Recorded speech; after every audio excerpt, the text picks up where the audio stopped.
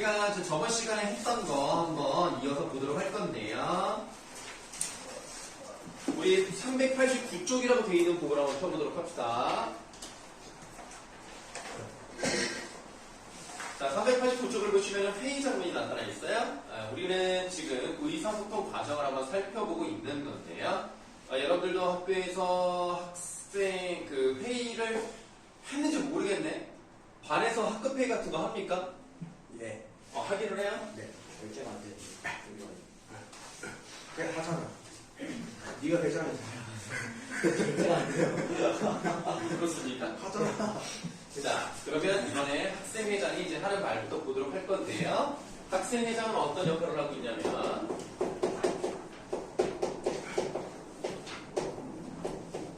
사회자의 역할을 합니다. 그래서 이제 사회자 역할로서 이제 어떤 논제를 제시를 하고, 그리고 어떤 방향으로 이야기를 할 것인지를 알려줄 건데요.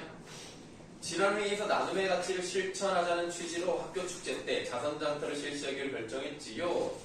축제가 얼마 남지 않았으니 자선장터를 어떻게 운영할지 구체적으로 논의해봅시다 라고 해서 이 회의에 안건을 얘기를 했단 말이에요. 그래서 우리 자선장터를 어떻게 운영할지 라는 부분에다가 밑줄을 해 놓으시면 되겠는데요. 우리는 지금 389쪽을 보고 있었죠? 근데 387쪽에 4대 3번 안 하지 않았어요? 그거 했지 않나? 그 말투 싸가지고 거. 아, 뭔가? 회의가 아니고. 나도 안 했어. 우리 쌤이 다 했어요. 네, 다 했고, 네. 싸가지가 없다는 것만 알아요. 여기 있잖아요, 이런 거. 말투 이상하다. 근데 지금 여기 보고 있고 학생회장이 저 역할을 하고 있다고 사회자 역할을. 에이. 알겠어요? 에이. 자, 그래서 이제 자선장터 어떻게 운영할지에 대한 이제 회의를 하겠다는 걸 보여줍니다. 그러니까 문화부장이 자선장터의 성격상 봉사부에서 자선장터를 운영하는 게 맞지 않을까요? 밑줄. 봉사부가 축제 때 딱히 하는 일도 없고요. 이런 식으로 얘기를 하죠? 좀 뭐 할 때 써?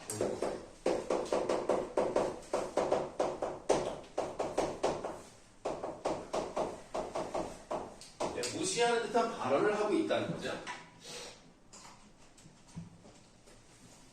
물론 문화부장이 말을 잘못했습니다. 네, 그러나 그것을 받아들이는 봉사부장도 잘못한 점이 있는데요. 밑줄. 아니 자선장터랑 우리 부가 무슨 상관이야? 좀 뭘 잘못했습니까?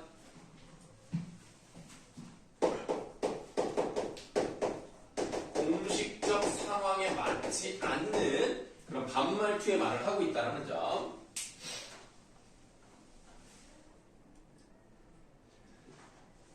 자, 게다가 몇 명 안 되는 부원들하고 어떻게 자선장터를 진행해요? 그러니까 총무부장이 저도 동의합니다. 지금 이 부분에서 잘못된 부분은 뭐가 있겠어? 무엇에 대해서 동의를 하는지 하지 않는지에 대한 동의의 대상이 제시되어 있지 않습니다. 자, 이렇게 총무부장이 좀 제대로 된 얘기를 못하고 있으니까 학생회장이 이제 재차 물어보죠. 어떤 의견에 동의한다는 말인가요? 총무부장이 아무래도 봉사부원들만으로는 자선장터 진행이 버거울 것 같다고요. 체육부장, 자선장터가 활성화되려면 특정 부서보다는 학생의 전체 힘을 모아야 한다고 생각합니다. 나아가 학급 차원의 참여 방안을 마련하여 라고 했을 때 문화부장이 그 작은 지시문을 보니까 불쑥 끼어들며 라고 했단 말이에요. 지금 여러분들 저번 시험 범위에서 뭐에 어긋나는 표현입니까? 순서 교대. 예, 순서 교대 원리를 어긴 거죠. 근데 춤을 왜 추는 거예요? 너무 오늘 피자가 무슨 피자가 마약이야 왜 이래? 소화시키래. 그 미리 말씀을 하시고 춤을 춰야지. 아니 갑자기 춤을 추니까 얘가 뭐하나? 정말 여기 지금 여학생들은 안 보여서 모르겠지만 저걸 내가 보고 있는 입장에서 굉장히 힘들어요. 눈이 좀 매우 힘들어요. 자, 그래서 이제 불쑥 끼어들며 우리 부서는 전시회를 운영하는 것만으로도 시간이 부족해요. 그리고 학급별로 자선장터를 하자는 것도 말이 안 돼요. 학생회장이 미안하지만 다른 사람의 발언을 중간에 끊지 않는 것이 좋겠습니다. 체육부장이 하려던 말을 마저 들어봅시다 라고 했단 말이야. 아까 회장은 사회자 역할을 한다 그랬어요. 지금 이 부분에서는 사회자가 개입을 하죠. 사회자가 개입을 해서 이런 순서를 정리하고 있는 부분이 나타났습니다.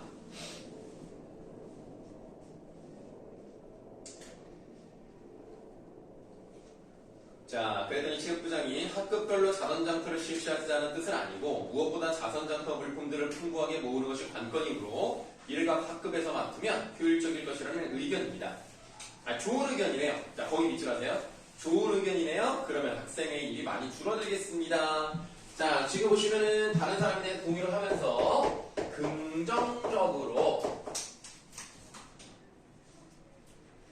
긍정적으로 평가하고 있는 부분이 나타나 있는데요. 지금 이 부분은 대화의 원리 중에서 어떤 부분에 해당하는 것 같습니까?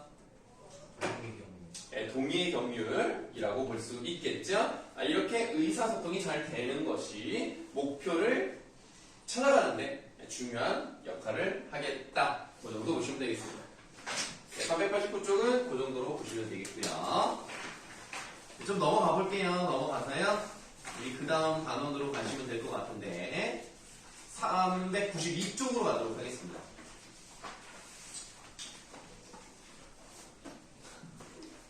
자, 392쪽을 보시면 협상이 나왔어요. 협상은 어쨌든 좀 중요합니다. 왜냐하면 여러분들이 이제 모의고사를 12월에 보실 거거든요.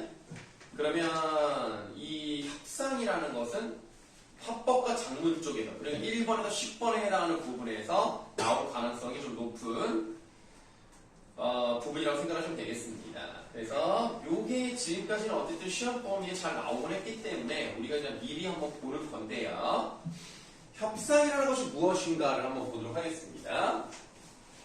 자, 다양한 이해관계가 얽혀있는 현대사회에서는 개인이나 집단 사이에서 이익과 주장에 따라 갈등이 빚어지기도 하는데요. 협상은 협상에다가 동그라미 하시고 그 다음에 밑줄하도록 하겠습니다. 이와 같은 갈등 상황에서 문제를 해결하기 위해 서로 타협하고 조정하면서 해결 방법을 찾아나가는 의사소통의 방법입니다. 자, 사람에게는 갈등이 있을 수밖에 없죠. 아무래도 의견이 맞지 않고 싸울 수가 있는데 그런 갈등을 가장 좋게 풀 수 있는 방법은 대화입니다. 그 대화를 한다는 얘기는 내 생각을 얘기하고 상대방의 생각을 듣고 서로 공감하고 양보할 거 하고 얻을 거 얻고 이게 가장 좋은 방법인데 그런 게 바로 협상이라고 생각하시면 되겠습니다. 근데 중요한 건 뭐냐면 협상은 상대방을 이기려고 하는 게 아니에요. 협상은 양측이 다 어때야 돼요? 얻는 게 있어야 돼요. 그러니까 한쪽의 희생을 요구하고 강압적으로 누르는 건 협상이 아닙니다. 그건 강제죠. 협상이라는 것은 서로에게 도움이 될 수 있는 가장 민주적인 절차다라고 볼 수가 있겠습니다. 자, 우리 생활 주변에서 접할 수 있는 갈등 사례 중 하나를 통해 협상의 절차와 방법을 알아보자 라고 되어 있네요. 자, 상황이 어떤 상황이 남아있냐면 동그라미가 아파트와 나 아파트는 인접해 있어 주민들이 서로 자주 오가요. 그런데 가 아파트 단지 내 테니스장을 이용하는 나 아파트 주민들이 늘어나면서 가 아파트 주민들의 불만이 제기되고 있습니다. 자, 그러면 위 상황에서 테니스장 이용 그 앞에다가 이렇게 둥근 괄호 여시면 되겠어요. 테니스장 이용과 관련해 갈등이 빚어지고 있음 이라고 했는데요. 받아볼게요. 자, 그럼 지금 우리가 이제 보시면은 이 갈등은 개인과 개인의 갈등입니까? 개인과 집단의 갈등이에요? 아니면 집단과 집단의 갈등이에요? 이건 집단 간의 갈등이라고 보시면 되겠어요. 집단 간의 문제가 발생한 상황이죠. 그러면 가 아파트 입장에서는 이 테니스장은 우리 거니까 너네는 못 써라고 얘기할 수도 있겠지만 그러면 나 아파트 주민 입장에서는 이건 너무 하루아침에 우리의 어떤 문화생활이 없어지는 것이 아니냐라고 항의할 수 있겠죠. 그래서 그것을 인지한 두 아파트 대표, 두 아파트 대표 바로 하시고 이 사람들이 협상에 참여하는 사람들이란 말이야. 그래서 협상 참여자라는 말을 써볼 수가 있겠습니다. 보통 협상 참여자는 그 집단을 대표하는 사람이 나오겠죠. 그래서 여기서도 이제 아파트 대표가 나오게 될 건데요. 이러한 갈등 상황, 또 갈등 상황에서 바로 여시고요. 갈등 상황을 원만히 해결해 두 아파트 주민들의 여가생활의 편의를 증진. 받아보자. 그럼 이게 바로 협상이 뭐가 되는 거예요? 이렇게 하는 것이 뭐야? 목표야. 협상의 목표다. 그러니까 협상은 양쪽이 좋아야 되는 거예요. 자, 협상의 절차는 크게 시작 단계, 조정 단계, 해결 단계로 나눌 수 있는데요. 시작 단계에 네모하시고 밑줄하세요. 문제에 대한 양측의 기본 입장을 확인하는 단계. 솔직히 쉽죠? 그러니까 일단은 저쪽이 뭘 요구하는지 알아야 될 거 아니야. 우리 측의 입장도 얘기하고 쟤네가 원하는 걸 얘기를 해야 가장 기본적으로 이거를 알아야 문제를 해결하지 않겠습니까? 자, 여기까지는 어려운 게 없어요. 누구나 다 이렇게 생각한단 말이야. 그런데 우리가 놓쳐서는 안 되는 부분이 있어. 그게 뭐냐? 다음에 있는 협상 참여자들은 밑줄합니다. 갈등의 원인을 분석하고 문제를 해결할 수 있는 가능성이 있는지 확인해요. 요게 중요하다. 문제 해결 가능성이 있느냐. 이거를 탐색하는 과정이 시작 단계입니다. 이거는 내가 딱 봤을 때 약간 촉이 오는데 이거는 해결이 안 될 것 같아 라고 생각이 돼버리거나 아니면 저쪽에서 너무나 강하게 나오고 아예 여지가 없이 얘기를 한다? 그럼 협상을 할 수가 없는 거예요. 그래서 문제 해결 가능성을 탐색하는 곳이 시작 단계다. 이거는 무조건 머릿속에 넣어 두셔야겠습니다. 자, 이제 다음 페이지 한번 가볼게요. 가 아파트 대표가 그래요. 최근에서 읽었어요. 최근 나 아파트 주민들의 테니스장 이용이 들면서 저희 아파트 주민들이 불편을 겪고 있습니다. 받아보세요. 바로 이것이 뭐야? 갈등이 뭐가 되는 거야? 원인이죠. 이 시설은 우리 시설이야. 얘네가 돈을 내서 얘네가 관리한다고. 근데 나 아파트 주민이 너무 많이 오니까 오히려 우리가 사용하지 못한다? 그러면 안 되겠다. 그렇다면 이 문제가 지속된다면 불가피하니 나 아파트 주민들의 테니스장 이용을 금지할 수밖에 없어요. 라고 얘기하니까 이 사람들의 말이 논리적으로 부당하지는 않습니다. 왜냐하면 자기들이 돈을 내고 자기들이 관리하는 거니까 이거 우리 마음대로 할 수 있을 권리가 있긴 하죠. 그랬더니 나 아파트 대표가 아파트 주민들의 불만을 이해합니다. 이런 말이 중요해요. 그러니까 우리도 너희들이 얼마나 고통을 받고 있는지 얼마나 힘든 상황인지 우리도 안다. 이렇게 들어가야 어느 정도 공감을 하면서 먹고 들어가는 건데 저희 주민들도 이용료를 내고 사용해 왔는데 그거 봐라. 그러니까 사실은 이 테니스장은 가 아파트에서만 돈을 내는 게 아니라 이용료를 내왔기 때문에 그걸로 운영이 됐다는 것도 인정을 해줘야 된다는 거죠. 우리도 이렇게 내고 사용을 했고 공짜를 이용한 게 아닌데 갑자기 이용을 금지하는 것은 부당하다고 생각합니다. 테니스장이 테니스장 앞에 꺽쇠 여기가 중요해요. 테니스장이 항상 붐비는 것도 아니니 적절한 공동 이용 방안을 찾을 수 있을 듯 합니다. 받아보자. 자, 이 꺽쇠 친 부분, 지금 이 부분은 시작 단계입니다. 이 꺽쇠 친 부분에 우리는 뭐라고 표기를 해야 될까요? 실마리라고 해결의 실마리. 좋습니다. 네. 그렇게 다른 말을 쓰겠습니다만 문제 해결의 가능성을 보여주고 있는 거예요. 그러니까 언제나 붐비면 안 되겠지.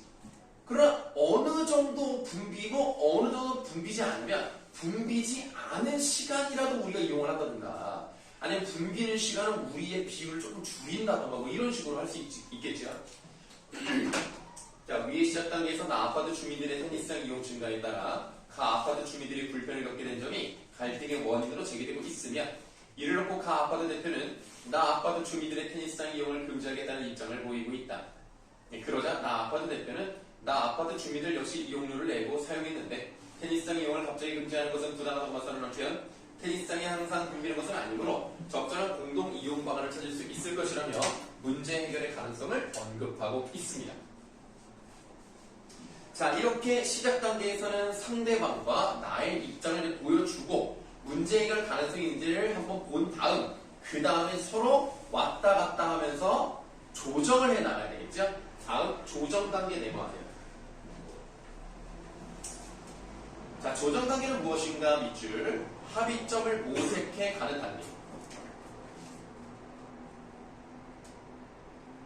그리고 협상 참여자들은 밑줄 상대 측의 처지와 관점을 이해하고 구체적인 제안이나 대안을 제시하여 상호 검토하는 과정을 통해 입장 차이를 좁혀 나간다 이겁니다. 이게 되게 중요하죠. 그러니까 우리가 문제 해결 가능성을 앞에 시작 단계에서 해결했다면 조정 단계에서는 이제 구체적으로 어떻게 좁혀 나갈 것인가. 그래서 왔다 갔다 해야 된다는 거예요. 협상에서는 타당한 근거와 논리를 통해 상대방의 주장을 반박하면서 협상의 목표를 달성하는 것이 중요하다. 그러나 일방적으로 자신의 입장만을 주장하게 되면 성공적인 협상이 이루어질 수 없기 때문에 상대 측이 원하는 바를 충족하기 위한 방안도 모색해야 한다. 즉 협상에서 최선의 합의안을 이끌어내기 위해서는 밑줄 양측 모두에게 이익이 되는 타협점, 이게 바로 다른 말로 뭐라고 한다? 절충안이 있어야 된다는 거예요. 내가 원하는 것만 하면 안 돼. 내가 원하는 것이 이 정도 있으면 적어도 비슷한 수준으로 원하는 걸 들어줘야 된다는 얘기야. 자, 그럼 이제 한번 실제 예를 한번 보실 거예요. 다음 쪽으로 가볼게요. 자, 동그라미가 아파트 대표입니다. 말씀하신 대로 평일 낮 시간에는 별 문제가 없습니다만 퇴근 후 저녁 시간이나 주말의 경우에는 나 아파트 주민들까지 몰려 대기 시간이 길어지고 있습니다. 저희 주민들의 편의가 우선이므로 꺽쇠 할게요. 아파트 주민들은 평일 낮 시간대에 한해 테니스장을 이용하는 게 좋겠습니다. 봐봐. 일단은 이게 될지 안 될지 모르겠지만 이 사람이 제시한 해결 방안이 각 아파트 주민 대표, 이 대표가 이렇게 해결 방안을 제시한 거야. 그러니까 그럼 이용을 하긴 하되 낮에 해라. 한가할 때만 해라. 그럼 생각을 해봐. 한가하다는 얘기는 뭐야? 사람들이 그때 시간이 없다는 얘기지. 그러니까 한가한 거 아니야? 왜냐면 보통 직장들을 많이 다니니까. 그러니까 나 주민 대표도 이렇게 얘기를 하겠죠. 저희 주민들도 에서 꺽쇠. 저희 주민들도 대부분 퇴근 후 주말에 테니스장을 이용하는데 평일 낮 시간대로 제한하는 것은 이용을 전면 금지하는 것과 다를 바 없습니다. 받아보신다면 아까 해결 방안 1에 대해서 그 해결 방안 1에 대해서 이러한 문제점이 있다는 것을 들어서 우리는 그것을 받아들이기가 어려워요 라고 얘기하고 있죠.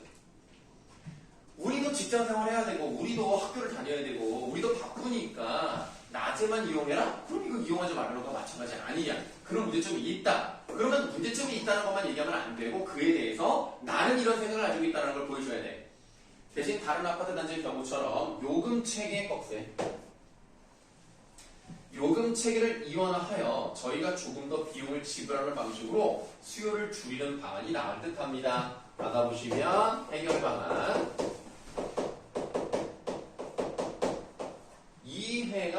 2번이 나와 있죠. 자, 그러니까 지금 얘네 입장은 뭐냐면 그러면 낮 시간 한가할 때가 있고 밤이나 주말 좀 빡빡할 때가 있다. 그럼 우리가 돈을 좀 더 낼게. 그러니까 좀 비싼 시간을 만들어서 우리가 돈을 지불할 테니까 그렇게 하는 건 낫지 않느냐 라고 했더니 다시 가 아파트 대표가 그럴 수도 있겠지만 두 아파트 앞에 꺽쇠 두 아파트 단지가 매우 인접해 있어 요금 체계를 통한 수요 감소 효과가 있을지 의문입니다. 하다 보신다면 요건 아까 해결 방안 2의 문제점이죠. 그러니까 예를 들어서 테니스장을 이용하는데 1시간에 10,000원이다. 근데 주말에는 15,000원을 한다. 그럼 사람들이 아직도 5,000원 좀 더 내고 그냥 하지 뭐. 이럴 수 있다면 결국은 각 아파트 주민들이 이용할 수 있는 시간은 여전히 똑같이 늘어나지 않는다는 얘기예요. 그래서 대신 저기가 예약제도. 자, 예약제도 꺽쇠. 예약제도를 시행할 계획이니 혼잡한 시간대 최대 수용 인원의 20% 정도를 나 아파트 주민들께 할애 받아요. 요게 해결 방안 3번. 이런 거 조금 좁혀가고 있죠 지금. 자, 예약제를 하겠다. 그리고 혼잡한 시간대 주말이나 밤에 우리가 그 중에 20%를 그냥 주겠다. 그럼 거기서 자유롭게 니네가 하면 되지 않느냐. 그런데 우리가 원하는 대로 우리 주민들이 많이 이용할 수 있으면서도 너희들의 권한을 완전히 막지는 않겠다. 지금 이 얘기인데요. 나 아파트 대표가 저희 주민들이 저희 주민들이 이용할 수 있게 인원을 할애해 준다니 감사합니다. 또 예약제도가 시행되면 오래 대기할 필요가 없어지는 장점도 있을 듯합니다.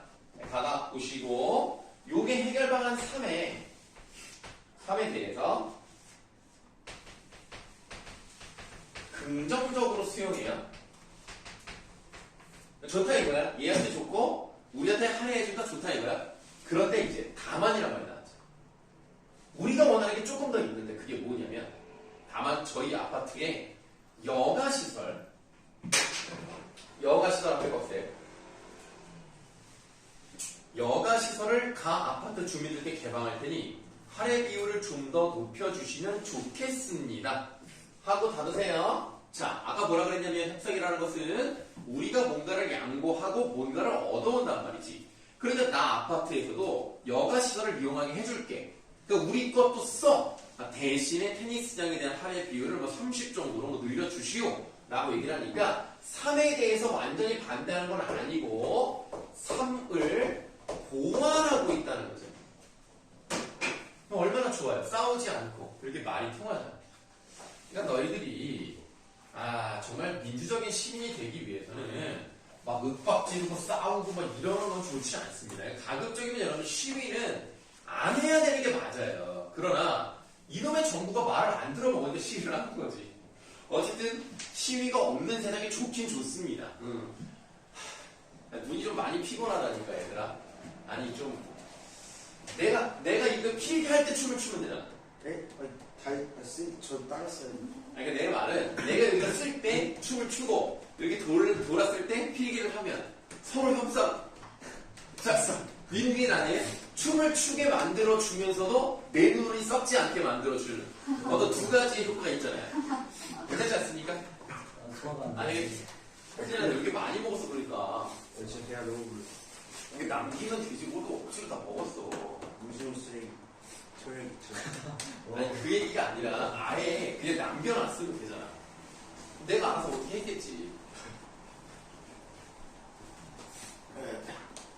이놈들아 나는 너희들 많이 먹으라고 한 조각밖에 안 먹었단 말이야. 근데 피자 맛있으니까 먹지도 않고 너희들에게 선택권을 주기 위해서 난내 조각 먹어. 슈퍼 내 조각이나 먹었어. 내 조각인가? 야 이제 그래! 왜 이렇게 많이 먹어! 이양 영재야 너가 이 영상을 볼지는 모르겠지만 오늘 알았을 때 잘 먹었다. 앞으로 이런 기회도 있을지 모르겠네. 다음에는 점수대를 좀 많이 높여야겠어. 네.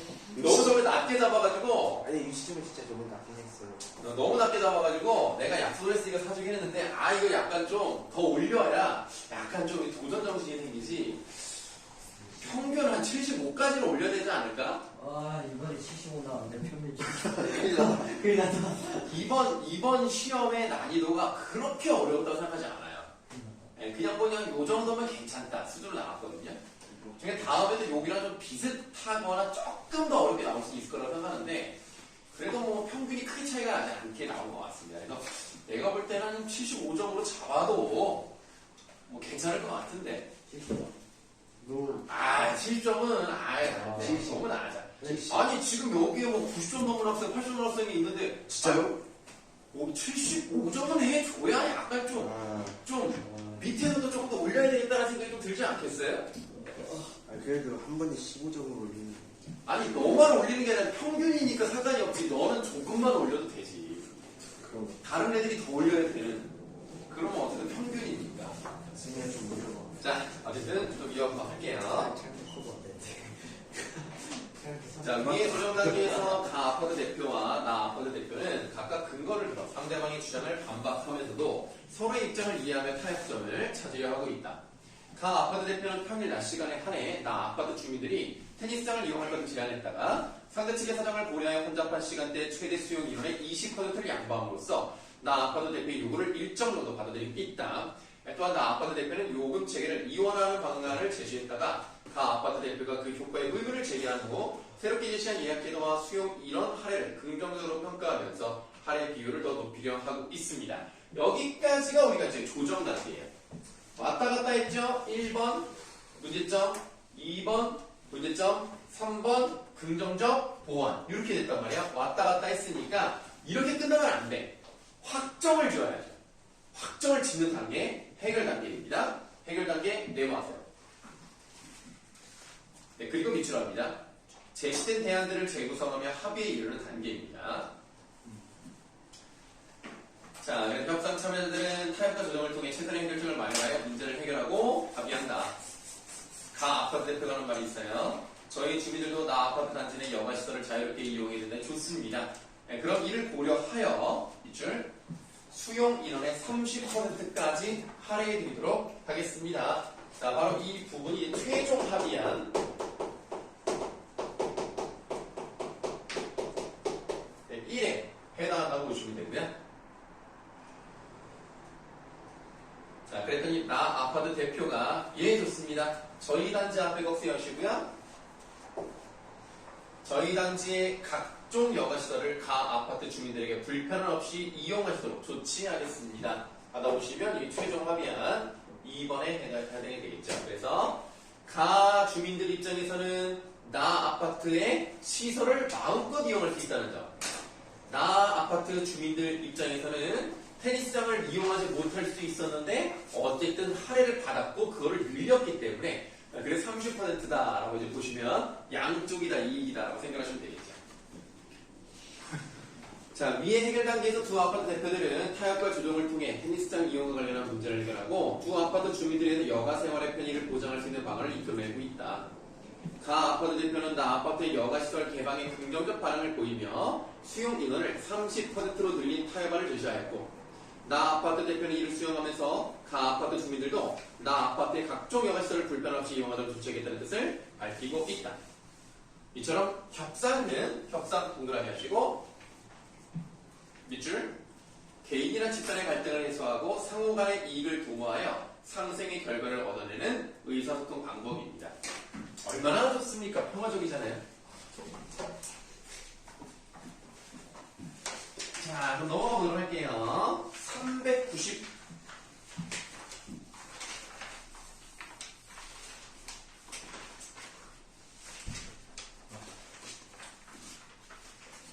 아니다 396 볼 거 없을 것 같고 넘어가서 10단으로 한번 들어가 보도록 하죠.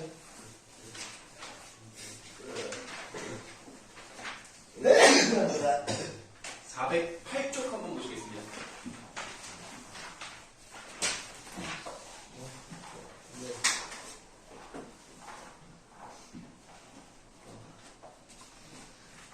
자, 10단어도 그냥 쑥쑥쑥쑥 빨리빨리 할 수 있겠어요. 괜찮아? 네? 괜찮아? 뭐가요? 토하거나 그러는 건 아니지? 아이, 일단 네? 쉬는 시간에 탕후루 사고. 예서 거기서 미쳤냐? 야, 진짜 너무했다, 진짜. 아니, 너, 아니, 춤추니까 탕후루 먹고 싶어. 춤 금지. 너 화장실 가고 싶다고? 네. 진짜 나올 것 같아요. 큰 거. 아우, 씨, 아니. 자, 쉬는 시간, 자. 아, 자, 빨리 가, 빨리 가. 가야겠다. 아, 진짜 왜 이렇게 많이 먹었어.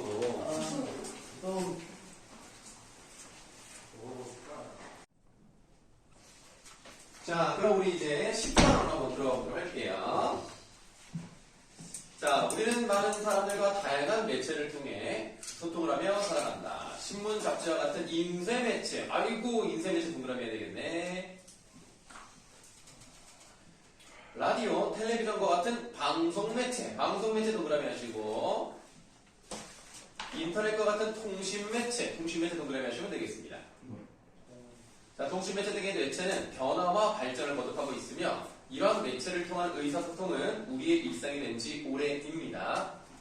우리는 매체를 통하여 많은 양의 정보를 접하고 있는데, 이러한 밑줄 매체에는 필자의 특정 관점이 들어있을 수 있어요. 여러분들이 조심하셔야 되는 게 뭐냐면, 일단 신문 같은 거는 인쇄 매체잖아요. 하지만 요즘 이제 인터넷 매체로서 이제 인터넷 뉴스도 많이 나오긴 하는데, 그런 것들을 보면은 뭔가 사실적이고 객관적인 것 같지만 실제로는 그 안에도 주관적인 느낌이 들어있다는 겁니다. 우리는 그런 걸 파악할 줄 알아야 된다는 거예요. 자, 매체에서 개인이나 집단이 견해를 드러내는 방식을 이해하고 밑줄 매체를 비판적으로 일관한 까닭이 여기에 있는 거예요.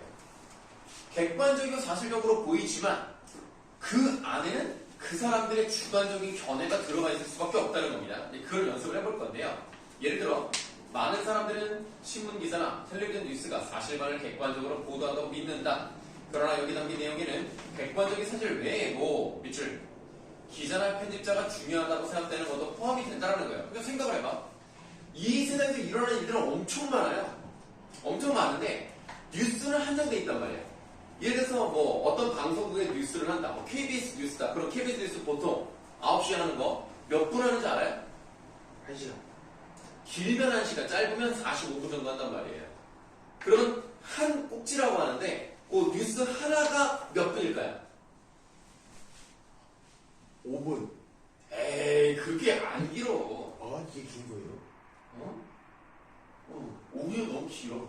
일반적으로 90초 정도예요. 한 뉴스를. 90초. 그리고 조금 심화가 좀 들어가서 깊이 있게 뭐 탐구와 이제 막 어디 잠입 취재 막 이런 거 하잖아? 그러면 이제 4에서 5분. 요 정도면 긴 편이에요. 그래서 우리가 그렇게 그냥 계산하기 좋게 2분이라고 한다면 한 45분이라고 했을 때 몇 개의 뉴스가 나올 수 있는 거예요? 이렇게 아니, 하나가 2분이라고 말을 했고 45분이라고 했을 때 몇 개의 뉴스가 나갈 수 있는데 어떻게 10개란 말이 나와? 22개. 그죠? 뭐 22개나 23개 이 정도 나올 수 있다는 얘기예요. 근데 거기에 많이 들어가야 되잖아. 예를 들면 정치 들어가야지, 경제 들어가야지, 사회 일반, 뭐 사건 사고, 스포츠 뉴스 이런 거 다 들어가야지, 날씨 들어가야 되겠지. 그러니까 그거를 다 넣으려면 분야가 부족해. 시간이 모자라다고. 그러면 우리가 모든 걸 다 갖다가 거기서 박을 수는 없잖아. 어떻게 해야 돼? 중요한 것, 더 필요한 것, 삶에 더 의미가 있는 것, 이런 걸 해야 된단 말이지. 그러면 이러한 것들을 판단하는 건 누구야? 그러니까 저희. 아, 네가 뉴스를 만들어? 아? 그러니까 일단 뭐가 중요하냐라고 판단하는 사람은 방송국 기자를 비롯한 편집부가 되겠지. 그래서 거기서 추려서 낼 거 내고 뺄 거 빼는 겁니다. 그러니까 결국에는 그 사람들의 판단이 들어갈 수밖에 없다는 얘기예요. 그래서 기사나 뉴스뿐만 아니라 대부분의 매체는요, 밑줄 제작자나 편집자 등에 의해 재구성된 내용을 우리에게 제공합니다. 재구성된 거예요. 100% 사실이 아니라는 겁니다. 광고에도요, 밑줄 기업이나 개인 단체의 특정한 의도가 담겨 있죠. 이건 너무나 당연한 얘기고. 따라서 우리는 매체에 담긴 내용과 이를 표현하는 방법을 꼼꼼히 따져볼 필요가 있습니다. 예를 들어 신문을 읽을 경우에는 동그라미 치세요. 표제, 본문, 사진. 여러분들 실제로 종이 신문 읽어본 적 있습니까? 어떤 신문을 보셨죠? 한결. 언제요? 지금이요? 계속 보고 있어요. 계속 보고 있어요. 집에 있어요. 난 지금 본다고 해서 밑에서 숨겨놓은 줄 알았잖아. 아니, 난 또 타구를 쌓아왔나 신문을 그런 줄 알았어. 그래요? 한겨레를 봐요? 매일? 네, 매일. 훌륭한 학생이 진짜. 아빠 보내서 뭐 아버지가 뭐 보라고 하셨던 뭐든 간에 신문을 매일 읽는다는 것 자체는 진짜 좋은 거예요. 훌륭한 학생이네. 그렇게 그 신문을 열심히 읽어서 훌륭한 사람이 된 사람이 누가 있는지 알아요? 아니, 너는 아직 성인이 아니잖아. 그래, 너도 훌륭한데 성인이 된 사람 중에 누가 있을 것 같습니다. 애덤 스미스. 박백정환이. 애덤 백정환이. 네. 그래서 선생님도 어렸을 때 초등학교 3학년 때부터 매일 신문을 봤어요. 진짜. 그래서 하루는 우리 때는 어렸을 때 인터넷이 없잖아. 날씨를 알 수 있는 방법이 신문을 보거나 9시 뉴스를 보거나 아니면 전화를 하는 방법이 있어요. 전화. 옛날 사람들이니까 전화를 하는 방법이 있다니까. 어디다 전화하면 날씨 알려주는지 알아? 기상청? 그러니까 기상청 혹시 번호 알아요? 몰라요. 모르죠. 요즘은 아마 그런 거 안 할 거예요. 내 기억이 맞다면 131이었던 것 같은데. 111은 간첩 신고, 111은 경찰, 1132 소방서? 1132 기상청이었나? 아니 119 123 있긴 있었는데 기억이 안 나요. 일단 114가 전화번호. 선생님 1331이었는가요? 몰라요. 124. 124. 116이 시간. 전화를 하면 시간을 알려줘요. 오. 그런 게 있었어요, 옛날에는. 그래서 거기서 딱 전화하면 똑 12시 30분 딱 이렇게 해줘. 12시 31분 계속 그 소리만 나오는 거야. 계속 그 전화를 들고 있으면. 옛날에 그랬어. 신기해. 117까지 있었던 건 기억이 잘 안 나네. 완전 내가 말한 것 중에서 어떤 날씨를 알려주는 게 있었어요. 신기했어요. 참 신기한 세상이었는데 요즘 다 없어졌지. 그래서 신문을 통해서 날씨 정보를 얻고 막 그랬다니까. 그래서 표제 본문 사진이 아마 뭔지 잘 모르실 수 있지만 우리 또 은성이가 또 하도 신문을 또 잘 본다고 했으니까 이따 한번 물어볼게요. 자, 표제 본문 사진 등을 또는 광고를 읽을 경우에는 문구 이미지, 자, 문구 이미지 동그라미 하시고요. 자, 문구나 이미지 등을 주의 깊게 살펴봐야 합니다. 자, 이때 필체의 관점은 무엇이고 그것을 드러내기 위해 어떻게 표현해야 하는지 파악하고 편견에 치우친 부분은 없는지를 판단하며 읽어야 하겠습니다. 이상에서 살핀 바와 같이 우리는 매체를 읽을 때 필자의 관점이 타당하고 공정한지다. 타당 동그라미 하시고 공정 동그라미 하세요. 이번 대통령 누굽니까? 윤석열이 대통령 될 때 딱 내세웠던 그 캐치프라이즈가 뭐죠? 모르겠는데. 사람이 뭐지? 사람이 뭔가는 문재인이잖아. 옛날 거잖아. 그거는 요즘 5글자입니다. 옛날에 사람이 먼저는 6글자였죠? 네. 지금은 공정과 상식. 중국이 비웃는데? 야, 너 저기 조심해. 너 이따가 얼굴 나오지 않게 조심해. 아니, 전 세계로 뻗어나가는 영상이기 때문에 너 혹시라도 성견하게 보일 수도 있어요. 그러면 너 막 조사한다. 조심해라. 그러니까 비웃으면 안 돼. 공정과 상식. 네. 그것이 이제 윤석열이 대통령이 됐을 때 했던 말입니다. 자, 그 다음에 메시지를 전달하기 위해 사용한 표현 방법 동그라미 하세요. 자, 표현 방법이 효과적으로 적절한지 등을 평가함으로써 매체를 비판적으로 수용하는 태도를 길러야 하겠습니다. 자, 그럼 이제 우리가 다음으로 넘어가도록 하죠. 410쪽을 한번 보시면요. 신문 사설이 나왔습니다. 자, 우리 은성이도 신문 잘 알고 있으니까 일단 여러분 전체적으로 사설에다 동그라미 하시고. 은성아, 사설이 뭐야? 사적으로 쓴 글. 그래요, 뭐 많이 본다고 다 알 수 있는 건 아니겠죠. 아, 이런 어려운 말을. 이 사자가 개인 사자가 아니에요. 사진할 때 사람. 아니, 그것도 아니고요. 회사예요, 회사.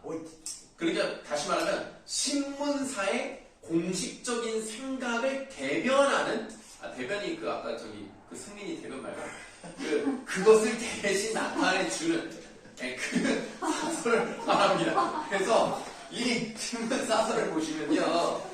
누가 썼는지 이름이 안 나와요. 그냥 신문사의 생각이라고 생각하시면 돼요. 물론 개인이 썼죠.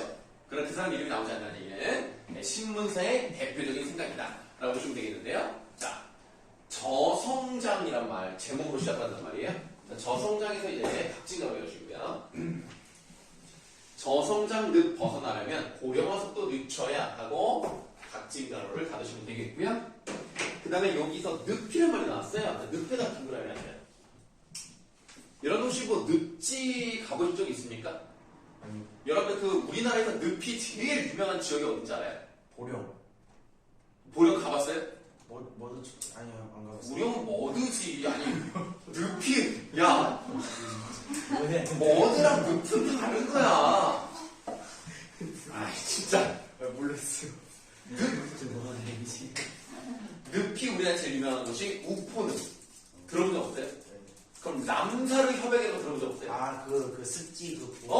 그래도 좀 아니 신문을 많이 보니까 아는 게 많잖아. 그러니까 교과서를 많이 보면 성적이 좋아지는 거고 백종원이 있어요. 신문을 많이 보면 상식이 많아지는 거예요. 뭐라고요? 백종원이 있어요. 백종원 뭐? 이세요. 설마 너가요? 그럼 우리 아들은 뭐가 되는 거야? 내 아들이 백종원 이세 아니야? 아, 이름이 다르잖아요. 지금 제2의 백종원. 저희 개명할 거예요. 성까지 바꿔버리고 조정환도 아니고. 이상한 사람. 자, 우리가 이제 늪이라고 생각하면 보통 뭐를 떠올리냐면 영화 같은 데서 늪이 나왔다 그러면 어떻게 사람이 거기 빠지면 못 나와요. 못 나오죠. 근데 우리나라에서 있는 늪은 그렇지 않아요, 사실. 그냥 연못 같은 거예요. 그리고 약간 이제 습지라고 하냐 밑에가 약간 질퍽질퍽한 거 맞습니다만, 뭐 우리가 뭐 이제 영화 같은 거 막 못 나서 막 죽잖아. 그런 늪을 얘기하는 건 아니야. 근데 우리가 일반적으로 여기서 늪이라고 나오면 우리 다 그런 걸 생각을 해요. 그냥 빠지면 나오지 못하는 약간 이런 느낌으로 본단 말이에요. 그러면 지금 이 늪에 저성장의 늪이다라는 것은 어떤 표현이라고 해야 되냐면 비유적인 표현이에요. 근데 늪이라는 말이 나왔으니까 그만큼 어떤 것을 강조하고 싶은 표현일까? 극단적 뭐라 해야 되지 이거? 그러니까 그만큼 저성장이 심하다. 심각하다라는 것을 보여주기 위해서 이러한 표현을 쓴 거예요. 그러니까 지금 이 제목부터 우리는 뭘 할 수 있냐면 저성장에서 우리가 빨리 벗어나야 된다. 이런 생각을 가지고 썼구나 라는 걸 알 수 있는 거예요. 그러면 저성장의 늪을 벗어나면 어떻게 돼요? 고령화 속도를 늦춰야 된다는 겁니다. 고령화 속도를 늦추는 방법이 뭐가 있을까요? 애를 많이 낳는 거. 그렇죠. 젊은 세대가 많아지면 고령화의 속도가 늦춰질 수 있는 겁니다. 그렇다고 우리가 반대로 생각해서 나이 드신 분들 다 죽일 수는 없잖아. 그거는 안 되잖아. 그러니까 나이 드신 분들이 이제 뭐 연세가 뭐 많아서 뭐 병에 걸려서 이제 돌아가시는 경우가 있지만 그렇게 속도를 줄일 수는 없기 때문에 젊은 세대가 많이 자라나야 된다는 겁니다. 그래서 지금 여러분들 아시다시피 굉장히 저출생이 심하잖아요. 진짜 0.78인가 그랬어요. 그렇게까지 내려가냐? 네, 제가 봤습니다. 야, 신문을 많이 보니까 진짜 유식하다 정말. 그러니까 한 사람이 한 집에서 한 명도 안 낳는 경우도 많다는 얘기죠. 그러니까 우리가 이제 근처를 보면은 3명씩 낳는 집도 아직도 있긴 있거든요. 혹시 여기 삼형제 있습니까? 너가 몇째야? 첫째. 와, 그럼 진짜 훌륭하신 집안이네 진짜. 그러니까 3명인 집도 있는데 비해서 0.7이 나오려면 안 낳는 집도 엄청 많다는 얘기잖아요. 그러니까 진짜 심각해. 원래 인구라는 게 2명이 결혼해서 2명을 낳아야 유지가 되는 거잖아. 2명이 결혼해서 1명을 하면 죽는 거잖아, 인구가. 근데 1명도 안 낳으면 그게 굉장히 심각해질 거예요. 그러니까 애를 낳아야 된다라고 강요하는 건 아니지만 국가적 차원에서 보면 좀 걱정이긴 하는 거예요. 왜냐면 그 건강보험료가 젊은 사람보다는 나이 드신 분들이 많이 좀 이제 쓰시는 셈이잖아요. 그러니까 보험이 악화될 수 있고, 보험 재정이. 그리고 젊은 사람들이 부족하니까 경제 인구가 줄어들 수 있고. 아, 이게 문제가 심각하다, 이거 지금. 큰일 났어. 나중에는 2050년 정도 되면 인구가 거의 없어질 수도 있어. 와, 물가 엄청 싸지겠다. 그럼 이제 막 집이 막 비어가지고 막 아무나 막 들어가 살 수 있어. 완전 좋은데요? 그리고 막 직장 취업 엄청 잘돼. 와, 씨, 야, 조금만 더 뭐 한 식수 하면 돼. 식수 이렇게 식수 정과 하면은 막 직장 잘 되게. 근데 이제 문제는 뭐냐, 로봇으로 바뀌어. 그러니까 로봇이 할 수 없는 직업을 해야 돼. 선생은 저 말하는 거 봐, 진짜. 직업을 말하는 거잖아. 교사라고 하든가 선생이라고 선생. 교사하면 딱 느낌 오면 직업하는 선생은 버릇이 없는 거 같잖아. 직업을 말하는 근데 내가 볼 때는 교사는 일단은 AI가 대체하기 어렵다고 생각을 해요. 왜냐면 우리가 이제 지식의 집대성으로서 AI가 뛰어나지만 그거를 필요한 만큼 전달하는 거는 사람이 훨씬 더 뛰어나다고 생각해요. 지금은 나는 그렇게 생각하거든요. 그리고 인간적인 교감 뭐 이런 것도 좀 필요하고. 근데 이제 교사는 그것 때문에 문제가 아니라 그냥 자기들이 하기 싫을 거야. 교사하기가 요즘 점점 극한 직업이잖아요. 학교 선생님이 얼마나 힘드냐. 안 하고 싶어 할걸? 옛날에는 좀 우수한 사람들이 교사가 됐단 말이에요. 근데 앞으로는 아닐 것 같다. 내가 공부를 잘하는데 왜 굳이 그 돈 적은 그 박봉에다가 그 고생을 하겠냐. 특히 초등학교 안 하려고 그럴걸? 걱정이다 진짜. 어쨌든 그 고령화 속도를 늦춰야 한다라고 돼 있는데 우리 각지가로 친 부분 있잖아요. 이 문장의 특징 한번 찾아볼 수 있어요? 어떤 형식적 특징 찾아볼 수 있어요? 뭐가 없지 않아? 결론이, 점이 없네, 점. 마침표. 아니 그건 중요하지 않습니다. 아? 점 말고 문장고 말고 더 중요한 거. 문장이 완성이 안 됐어요. 종결 표현이 없는 것도 물론 맞아요. 네. 뭔가 이렇게 늦춰야 한다 이렇게 나오지 않았어요. 약간 연결어미 같은 느낌으로 끝났단 말이에요. 근데 또 뭐가 없어요? 주어. 아이 그래 주어도 없다. 아이 참나. 그러니까 뭐 우리는 이라는 주어가 빠진 것도 맞습니다. 진짜 내가 원하는 대답이 안 나오네. 오, 빨리 말해봐. 어떤 형식 형태도 같은 게 없는데 아, 뭐가 없지? 를. 이게 뭐라 그러지? 목적어. 아니 목적. 아니 그러니까 지금 봐봐 조사가 없잖아. 조사가 빠져있잖아. 그러니까 봐봐 저성장의 늪에서 벗어나려면 고령화의 속도를 이렇게 조사 들어가야 된단 말이야. 그럼 조사를 생각한 이유가 있을 거 아니에요. 왜 그랬을까요? 핵심 내용을 어떻게 하려고? 강조. 강조라기보다는 길어지는 거를 어떻게 했어 지금? 요약. 요약은 아니죠. 단축. 간결하게. 그래서 명료한 느낌을 딱 주는 거죠.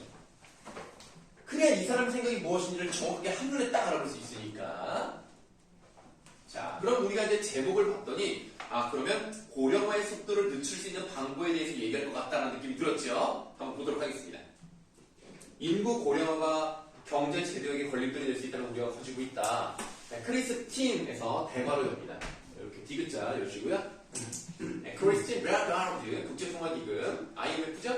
총재는 땡땡대 강연에서 고령 문제를 해결하지 못하면 대한민국 경제 성장률은 2025년에 2%까지 떨어질 수 있다라고 경고했다. 한번 닫아볼까요? 지금 이 말은 웃긴 게 뭔지 알아요? 지금 2023년이죠. 네. 근데 2025년에 2%까지 떨어질 수 있대요. 네. 지금 만약에 경제 성장률이 2025년에 2%가 되잖아요? 성공입니다. 지금 마이너스요. 지금 거의 마이너스 가기 직전이에요. 지금. 어이구. 지금 1% 성장이 어렵다는 얘기가 막 나와요, 지금. 그래, 지금 만약에 2025년도 이때야 계속 윤석열이잖아요. 문제가 없는 한 윤석열이 할 거 아닙니까? 2% 되면 진짜 성공한 거라니까, 진짜. 요즘 경제가 너무 어려워. 10년 전 건데요. 우리나라 수출 지수가 전 세계에서 190등인가로 떨어져 버렸어요. 아니, 이 말은 수출 수입을 못한다는 뜻은 아닙니다. 그만큼 영향력이 줄어들었다는 얘기예요. 여전히 수출도 많이 하고 수입도 많이 하는데 지금 적자가 점점 늘어나고 있어요, 지금. 이 적자가 늘어나는 가장 큰 요인이 뭐라고 생각하세요? 저출산. 아니, 그건 직접적으로는 아니고 에너지 가격이 비싸졌어요. 기름값이 많이 올라갔어요. 여러분들 옛날에 2년 전이긴 하지만 코로나 때는 그 자동차 기름 넣는 거 휘발유가 1리터 얼마인지 알아? 진짜 제일 쌌을 때 1,400원. 1,195원까지 들어갔어요. 우와. 혹시 지금 얼마인지 알아요? 지금 1,700원이고. 지금 1,700원 넘어요. 정말 싼 데가 1,600원대 후반. 그러니까 그때에 비하면 그때는 물론 극단적인 상황이었지만 400원, 500원이 오른 거야. 리터당. 그럼 자동차에 일반적으로 40에서 50이 들어가거든요. 그럼 만땅이라고 하는 완전 꾹 풀어 채웠을 때 진짜 돈 많이 나가는 거예요. 그러니까 추가적으로 500원이 올라가고 가정을 하면 그냥 추가적으로 어마어마하게 몇만 원이 올라가는 거야, 그냥 가득 넣었을 때. 그러니까 비싸죠. 그래서 이제 우리가 적자가 있다. 근데 참 걱정입니다. 우리가 빨리 이제 중국이랑 어떻게 잘 돼가지고 중국 여러분이 중국을 좋아하든 좋아하지 않든 그 중국 관광객들 많이 유치를 해서 돈을 많이 쓰게 하고 그리고 우리가 중국에 물건을 많이 팔아야 우리한테 좋은 겁니다. 그러니까 중국을 좋아하든 싫어하든 이거는 분명한 사실이에요. 대신에 여러분들 나중에라도 그 중국 맥주는 드시지 마세요. 왜요? 얼마 전에 여러분 맥주 뭘로 만들죠? 칭따오. 칭떡으로 만드는 게 아니라 보리로 만들죠? 네. 그 메가 원료가 된다. 그 보리로 만든단 말이야. 그 보리를 쌓아놓은 원료 창고에서 그 중국 사람이 오줌을 싸고 있더라고요. 그래서 칭떡으로 먹지 마라.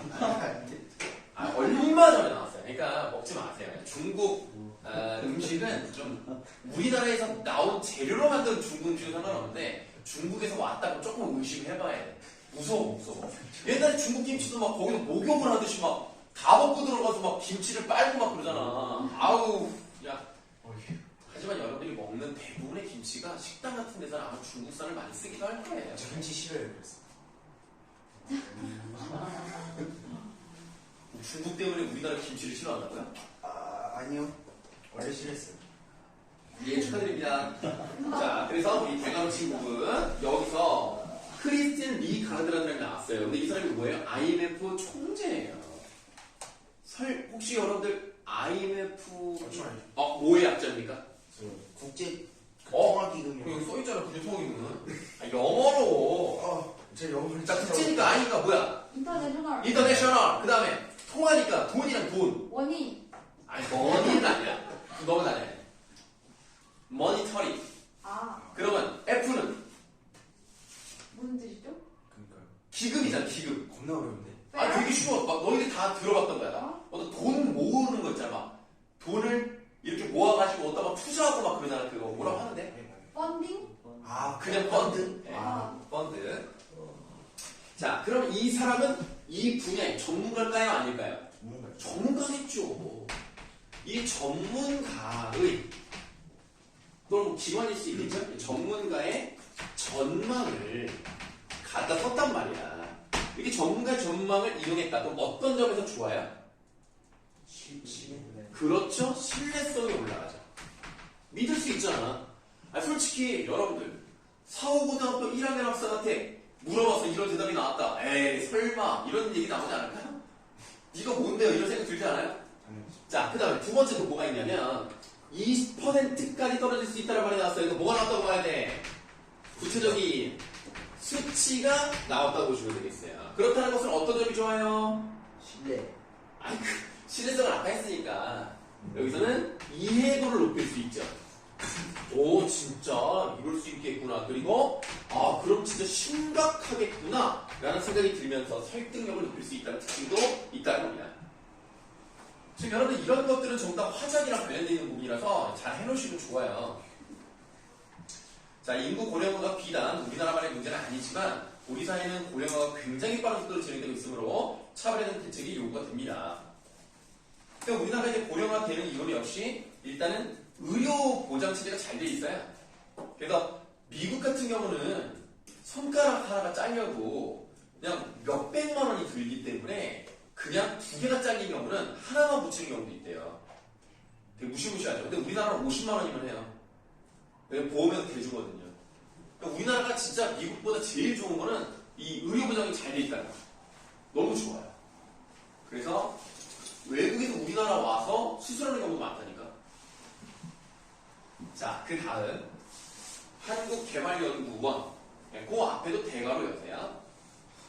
한국개발연구원 KDI는 우리나라가 인구 감소 등으로 2050에서 60년대 경제성장률이 1.1%까지 떨어지려 전망을 했어요. 닫아보세요. 이것도 똑같은 거예요. 전문가 또는 기관의 전망을 이용했죠. 신뢰성 올라가고 구체적 수치 보여주고 있는 부분입니다.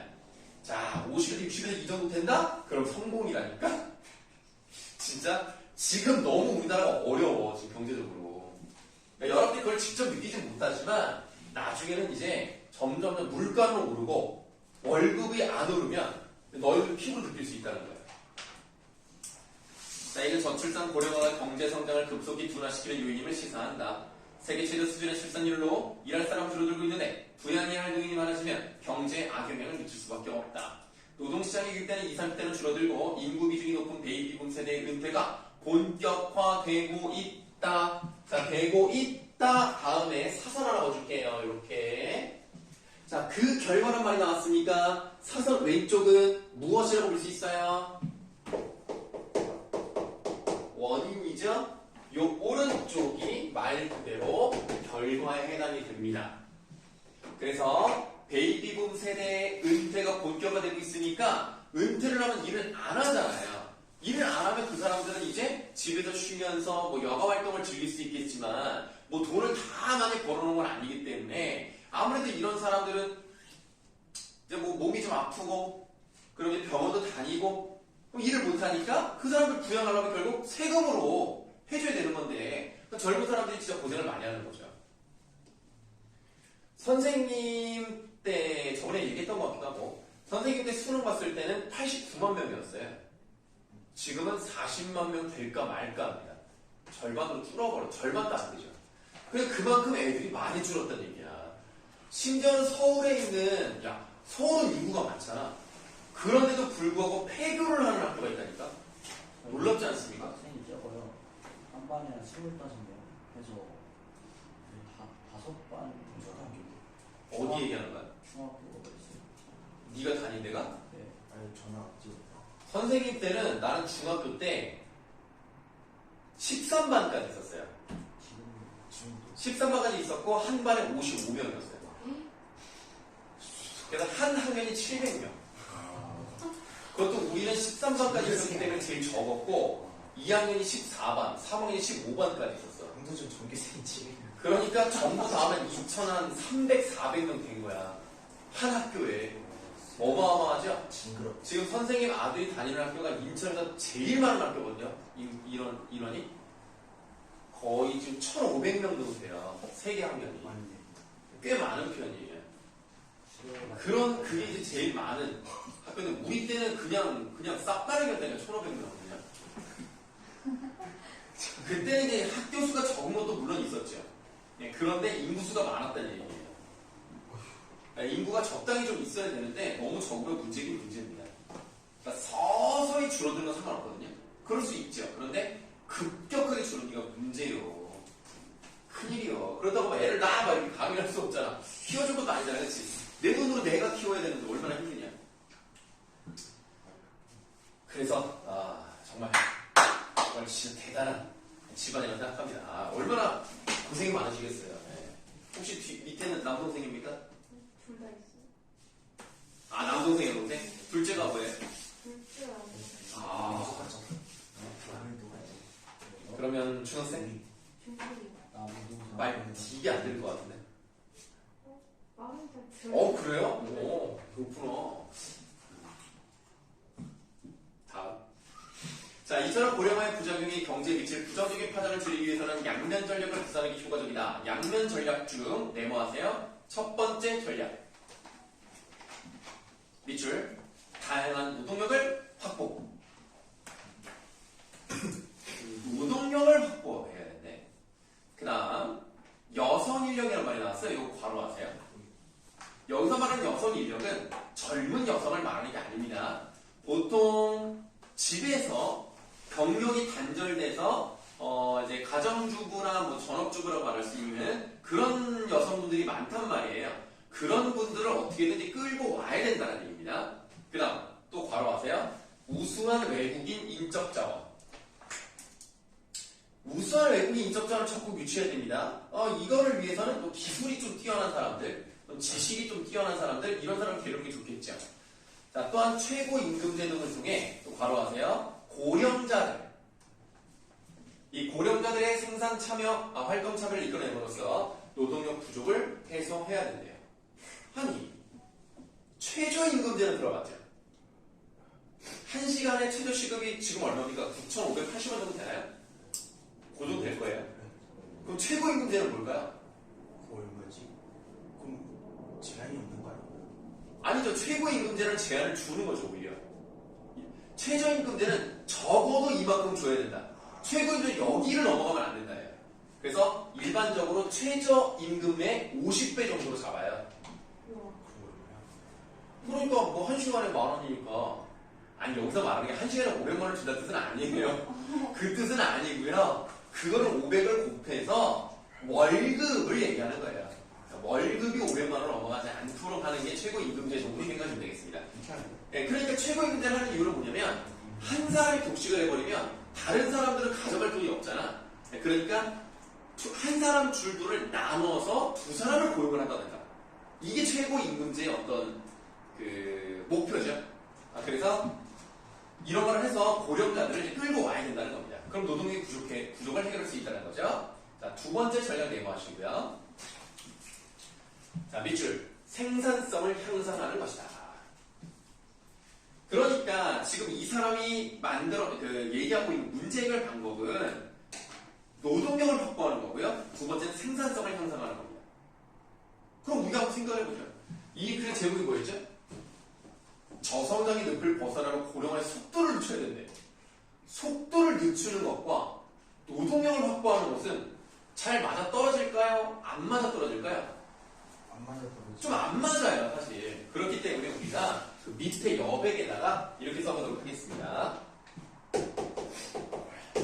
이 표제라고 하는 것은요, 제목을 말해요. 그래서 이 표제 내용이, 그리고 여기 실제로 나와 있는 이 글, 이거를 뭐라 그래요? 본문이라고 하거든요. 본문의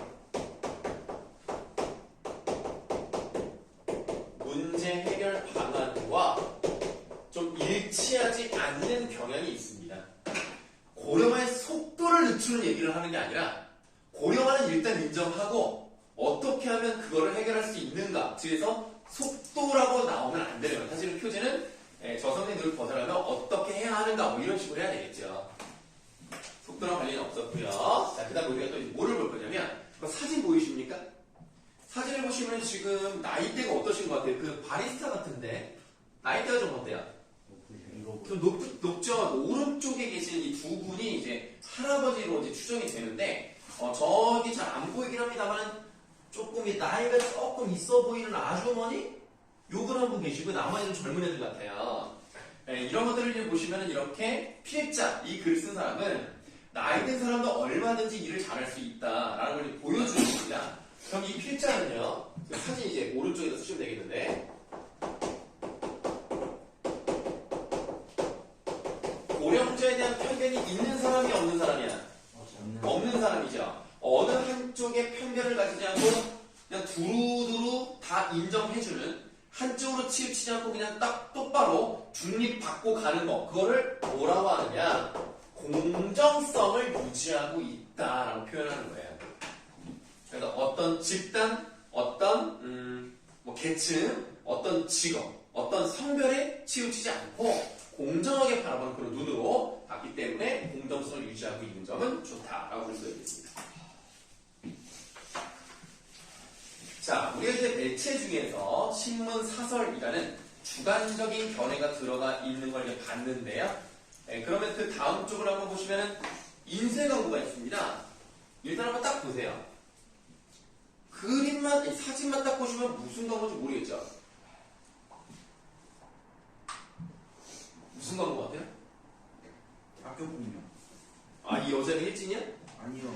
그러면 약간 아니 안 할게요. 오. 근데 참 이렇게 뻗었게 생각있지? 안 할게요. 그냥 억지로 광고를 찍은 사람 같이 생기지 않았어요? 진짜 뭔지 모르겠어요. 그 눈을 뜨면 헌혈 광고예요. 헌혈 광고인데, 자, 우리가 이걸 좀 약간 비판적으로 보자 이겁니다. 일단 학생, 엄마 모시고 와 라고 했단 말이야. 그러면 학생이기 때문에 사실 많은 수의 학생들이 있단 말이에요. 그러니까 일반 대중을 상대로 하는 거고, 학생이 엄마를 모시고 온다면 그 계층이 더 확장되는 거죠. 그런 점에서 우리가 일단 긍정적으로 본다면, 평범한 일반 독자에게 설득 효과가 높다는 장점은 있을 수 있습니다.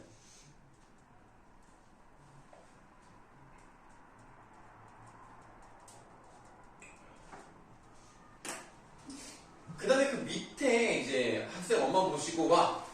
이건 약간 이제 어떤 느낌이냐면 뭔가 잘못을 했으니까 엄마 모시고 와라는 느낌이지만 사실은 어머니들도 당연히 헌혈을 할 수 있다. 뭐 지금 이런 얘기인데 그 밑에 보시면 알고 계셨나요? 라고 물어보죠. 지금 뭐를 했어요? 질문을 던졌단 말이야. 질문을 던졌을 때 어떤 효과가 있을까요? 답이 없다. 정말 답이 없구만. 자, 호기심을 증가시킬 수 있다는 거죠. 그래서 뭘 알고 있을까? 우리는 뭘 알아야 될까? 헌혈은 69세까지 할 수 있대요. 그럼 뭐가 나왔어요? 답. 네? 답이 없구만. 자, 구체적인 수치가 나왔다고 보시면 되겠습니다. 그러니까 어떤 점이 좋냐면, 그래? 그럼 내가 나이가 많은 게 아니었잖아. 나도 얼마든지 할 수 있구나. 라는 설득 효과가 올라가는 그런 장점이 있을 수 있겠죠. 사실 69세라고 하면 우리가 볼 때는 되게 뭐 할아버지 할머니 같잖아. 그런데 그런 분들도 할 수 있다? 그러면 젊은 사람들은 뭐 당연히 할 수 있겠구나. 라는 생각이 들고 실제로 나이가 많아서 못할 거로 사귀었던 사람들도 가능하다는 얘기를 알 수 있죠. 근데 일반적으로 여러분들 뭐 헌혈해본 사람 있습니까? 없어요. 한 번도 안 해봤어? 예. 아이고 난 고등학교 때 많이 했는데 여러분들 헌혈하면 뭐가 좋은지 알아요? 초코파이인가? 그거 주죠. 내가 지금 초코파이 먹으려고 하라 그랬냐? 아니 그러니까 초코파이를 주기는 주는데 그거는 약간 이 피가 빠져나가면 어지러울 수 있기 때문에 당 보충하라고 이제 먹는 거고 옛날에는 헌혈을 하면요 초코파이는 당연히 주는 거고 영화 예매권을 줬어요. 한 사람당 하나를 줬어요. 그래서 이제 커플끼리 가서 하면은 이제 공짜로 영화를 보는 거지 2장을 받아오니까. 그래서 많이 했다는 뜻은 아니지만 어쨌든 헌혈을 하는데 헌혈의 종류가 점혈이라 그래서 우리가 일반적으로 알고 있는 한 200에서 300 빼는 게 있어요. 피가 빨갛게 나오는 거. 근데 선생님이 이제 그거를 이제 자주 하다 보니까 한 번은 나한테 권유를 하더라고. 혈장 한번 해보시겠어요? 그러는 거야. 그 혈장이 뭐예요? 그랬더니 아 그거는 그 완전 빨갛게 나오는 게 아니라 특수한 기계에 넣어서 필요한 것만 빼가고 나머지를 넣어주기 때문에 더 몸에 무리가 없다는 거야. 그럼 한번 해보죠 했는데 이 사람이 시간을 말을 안 해준 거야. 헌혈이 5분이면 끝나면 혈장은 50분 걸리는 거야. 이미 시작을 했는데 그만둘 수도 없고 진짜 설명을 해야 될 거 아니야. 어쨌든 혈장을 하면 혈장은 약간 노란색, 그러니까 바카스 색깔 알아요? 약간 그런 색깔이 나와요. 신기하네. 와우. 그리고 여러분들 헌혈하면 좋은 점이 뭐냐면 다른 사람들에게 이제 피를 줄 수 있고 그리고 내가 필요할 때 그거를 내면 내가 받아가는 거야. 원래 피도요 이게 약간 웃기긴 한데 적시자가 공짜로 받아가서 돈 받고 팔아요. 그러니까 내가 헌혈을 많이 하면 공짜로 피를 받을 수 있습니다. 그만큼 한 만큼. 그러니까 헌혈을 미리 해두면 좋은데 여학생들은 좀 그 남자에 비해서 그 빈혈이 더 많이 생기거든요. 그래서 여자들은 좀 못하는 경우들이 있어요. 그리고 여자들은 좀 이렇게 마른 경우도 있고, 뭐 좀 몸이 좀 이제 작고 왜소한 경우도 있어가지고, 뭐 이제 검사를 한단 말이에요. 여기 이렇게 약간 째가지고 검사를 하면 안 된다고. 그런 경우 많아요. 그래서 여학생들은 좀 하기가 어렵습니다. 그게 이제 20대가 돼도 비슷해요. 여자들은 이제 그 철분이 부족한 경우가 많기 때문에 잘 안 되고, 근데 감기약 같은 거 먹고 하면 안 돼요, 또. 피가 오염되기 때문에 약을 일주일 정도인가 먹으면 안 되고, 그리고 말라리아가 의심되는 지역에 살면 안 돼, 또. 그래서 인천 강화도랑 내가 살고 있는 서구는 헌혈하기가 어려워요. 그렇다고 내가 목에 물린 것도 아닌데, 그냥 그 지역에 있다는 이유만으로 그냥 안 된대. 그래서 뭐, 못하는 건데 어쩔 수 없지. 그리고 내가 갑자기 생각이 나서 그러는 말이야. 아니, 지금 니네는 이제 김포 출신일 수도 있고, 김포에서 태어나지 않았다고 김포에서 살고 있는 거잖아. 내가 작년인가 재작년부터 느꼈는데, 아니, 김포 애들조차도 우리 인천을, 너무 약간, 뭐랄까, 약간 무시?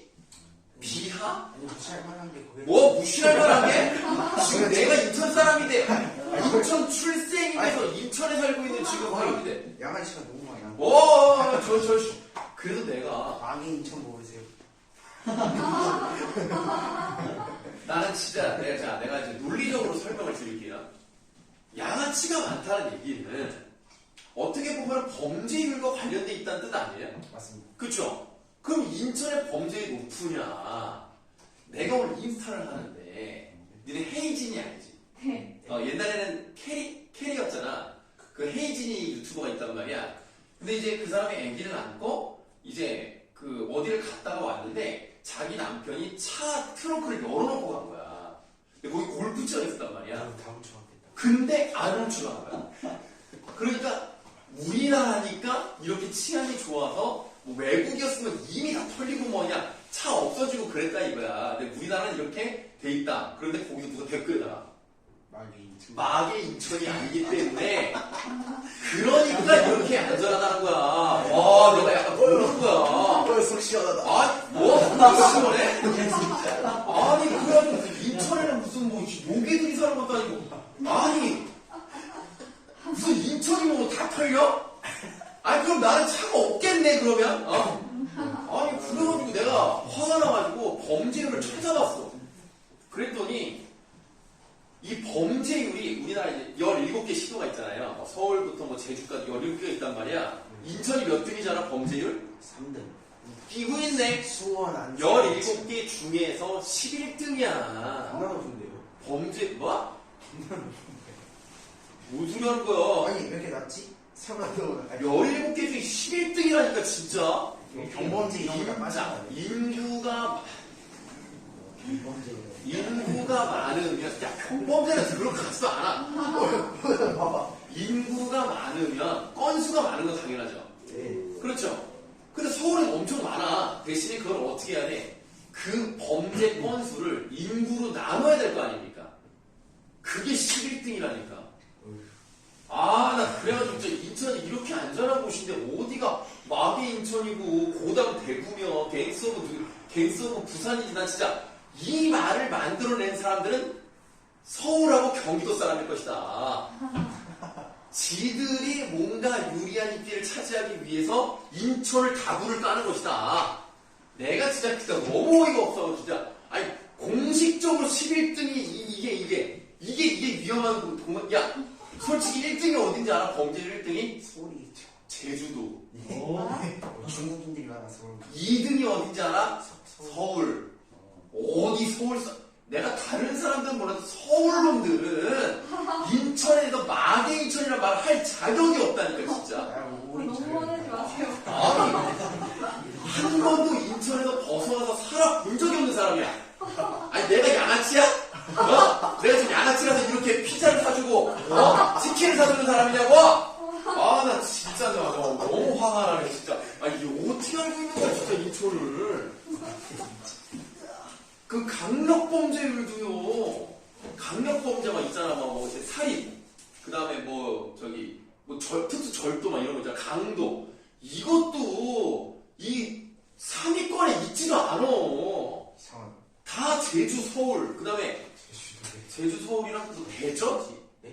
대전이 생각보다 많더라. 노진도시 되죠? 너무 재미없어. 사람들이 막 미치나 봐.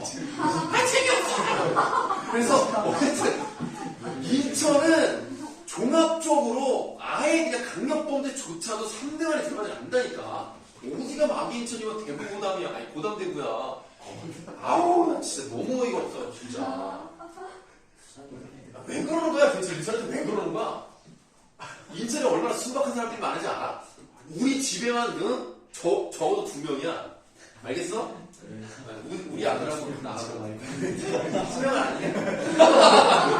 아니, 그거 녹화되고 있잖아. 자, 어쨌든. 자, 그래서. 자, 지금 이제 계속 할게요. 자, 알고 계셨나요? 헌혈은 69세까지 누구나 할 수 있습니다. 부모님과 함께해요. 나눔의 기쁨. 이 마지막 문장에 사용된 표현은 뭐예요? 느낌표. 감탄문. 아니, 그러니까 부모님과 함께해요. 나눔의 기쁨. 아, 청유. 명령. 아니, 그걸 말하는 게 아니라 표현법. 존댓말. 부모님과 함께 상대 높이. 애용체다.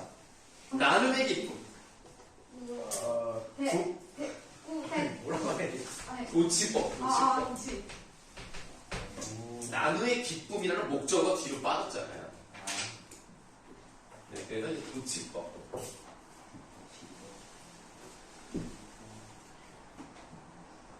자, 또 넘겨보세요. 넘겨보시면은 또 다른 이제 광고가 나오는데 다 같은 거예요. 근데 이거 김병장 엄마 모시고 와. 박과정 엄마 모시고 와.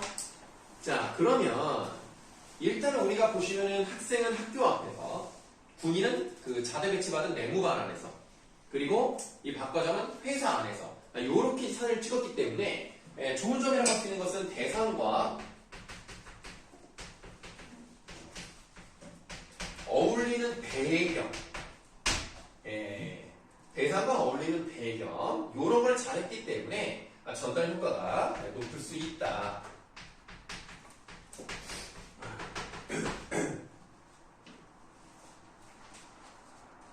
지금 다 좋은 얘기만 들었죠? 우리가 좀 비판적으로 뭐 하나 좀 욕 하나 해볼까요? 뭔가 좀 문제가 있는 부분이 있어요. 버리장말이 없어요. 그니까. 아, 모시고 와. 그쵸. 아니, 어머니 모시고 아니, 오세요 해야죠. 아니, 회사가 뭔데 엄마를. 아니, 이제, 헌혈을 하기 모시고 와. 아니 회사는 아니 지금 일단 객체 높임은 잘 사용됐어요. 그리고 윗사람이 말했을 가능성이 있기 때문에 상대 높임도 낮춤 쓰는 건 문제가 아닐 수 있습니다. 그리고 어머니라고 하면 물론 좋습니다만 친숙한 느낌을 주기 위해서 엄마라고 하는 것도 뭐 인정할게요. 그럼에도 불구하고 문제점이 뭘까요? 아니 관련이 없잖아요. 회사가 뭐 헌혈을 회사에서 헌혈을 하기로 동참하나 보지. 아 문제가 뭘 것 같아? 이거를 모르겠어? 이거를 못 느낀다는 얘기는 너희도 이미 여기에 젖어 있을 수 있는 거야. 뭐지? 뭐하시는 거지? 글자가 너무 작아요. 아니 그런 거 말고 내용 면에서. 아니 엄마 모시고 와 그랬다. 이거 엄마 모시고 와. 아 아빠 없다. 아빠 없다. 아빠 없다. 엄마는 있는데 아빠는 애들은 없다. 이거 이렇게 올라가신다고. 아까 마개인처럼. 네. 나 진짜. 저기 수현쌤은 이거 모르지? 네? 너 우리랑 국어만 듣지? 예. 수현쌤 모르지? 수현쌤도 인천 살잖아. 솔직히 이거 그 내가 생각해보니까 지금 김포 애들 입장에서 왜 인천 애들이 양아치가 많은가라고 생각을 하는 거에 대해서 내 생각은 그래요. 인천에서 전학을 갔단 말이야. 그러니까 전학을 온 애들 중에서 약간 좀 그런 애들이 있었다는 거지. 아니 저는 제가 그쪽 많이 돌아다니는 사람인데 여기 진짜 신이에요. 뭐 밤마다 오토바이. 그럼 나는 뭐야? 나는 뭐 조직 나는 그냥 그런 사람인 거야? 혹시 그럴지도 모르죠. 너는 자기를 조심해. 보세요. 뭘 조심해. 증명하시네. 내가 김포도 둘이 챙긴 이유가 뭔지 알아? 김포도 때리려고. 그래서 챙기는 거야. 치킨부터 저번 시간에 그래서 챙긴 거야. 안 돼. 그리고 콜라병 하나 내가 가져간 거 알지? 빨리 챙겨요. 조심해라. 집에 갈 때마다 치킨 먹는 그러니까 이게 인천에서 문제가 생겨서 강제 전학을 갔을 수도 있는 거 아닙니까? 그러니까 오히려 김포 학생들이 아까 인천에서 온 애들은 좀 그렇다. 라는 편견을 가질 수도 있는 거예요. 소문이 많았어요. 아니 나는 진짜 나 중학교 때 나 뭐 친구랑 아무 문제 없었어. 그냥 뭐 길거리에서 뭐 돈 뺏긴 거? 아니 문제가 우리 어렸을 때는 돈 뺏는 경우가 많았어. 니네랑 달라. 전국적으로 돈 뺏는 경우가 많았어. 우리 인천만 그런 게 아니야. 그 다음에 뭐 예를 들면 뭐 좀 싸우다가 뭐 이제 카톡카를 들고 이제 어깨를 찍었다는 거 그 정도? 아니 그렇지. 그리고 싸우다가 뼈가 부러지고 뭐 얼굴 주저앉고 뭐 이런 경우 말고는 본 적이 없는데. 그게 문제인 거야. 그게 문제야? 너무 세네. 우리 때는 니네가 지금 보면 안 되지만 말죽거리 잔혹사라는 영화가 있어요. 재밌더라고. 그거 보면 안 돼. 근데 그 영화를 보면 그때는 말도 못하게 그 막 학교 폭력이 심하죠. 그렇다고 해서 그 지역 사람만 말죽거리가 서울인데 그 서울 애들이 다 깡패였겠어? 옛날에 그냥 그랬던 거야. 그러니까 나도 이제 물론 이렇게 말죽거리가 뒷세대지만 그냥 우리 때 그냥 사회 자체가 험했던 거지. 왜냐면 옛날에 고속도로도 무산횡단했다니까. 막 강변에서 막 세차하고. 와. 그래 내가 옛날에 말했지 홍수가 나도 막 이러고 갔다니까. 이 학교를 갔어. 그거 본 적 있지? 옛날에 그냥 가난 자만 살아남았던 시대였기 때문이지. 지금 많이 좋아진 거지. 인천만 그런 게 아니라니까. 너 살면서 돈 3번밖에 안 뺏겨봤어. 그것도 소액. 많이 뺏겨요 5천원. 다 학생 때예요. 그럼 내가 설마 어른 때 뺏겼겠냐? 아니 그건 진짜 너무했잖아. 내가 어른인데 고등학생 때 돈을 뺏긴다고? 아니 그러진 않아요. 아 참. 내가 진짜 너무 안타깝다. 자, 엄마 모시고 와라고 돼 있죠? 이게 바로 어떤 점에서 문제야? 성차별적 인식인 거야. 그러니까 마치 어떤 느낌이냐면 엄마는 집에 있는 사람, 아빠는 일하는 사람. 그러니까 엄마는 시간이 남으니까 와서 헌혈할 수 있는 사람. 약간 이런 느낌을 줄 수 있다는 거예요. 그런 점에서 공정하지 못해요. 물론 이 광고를 만든 사람이 이런 의도로 만들지 않았을 거예요. 그렇죠? 뭐 엄마를 비하하고 엄마 시간 많이 나는 사람, 할 일 없는 사람 이런 의미는 아니었을 거야. 그렇지만 그렇게 받아들일 수 있고 당연히 여러분들이 이거를 좀 보면서 그래 엄마는 뭐 집에 있는 경우도 많으니까. 그러니까 맞벌이를 하시는 분도 물론 계시지만 둘 중에 한 분만 일을 하시면 아무래도 엄마들이 집에 있는 경우가 많거든요. 그러니까 이제 그런 것들을 자꾸 좀 부추기고 더 고정관념을 시키는 이런 부분은 좀 잘못됐다. 그래서 부모님 모시고 하러 바꾸는 게 더 좋지 않을까 이렇게 생각해 볼 수 있다는 얘기죠. 자, 이렇게 해서 우리가 그 부분도 다 봤다라고 생각하시면 되겠습니다.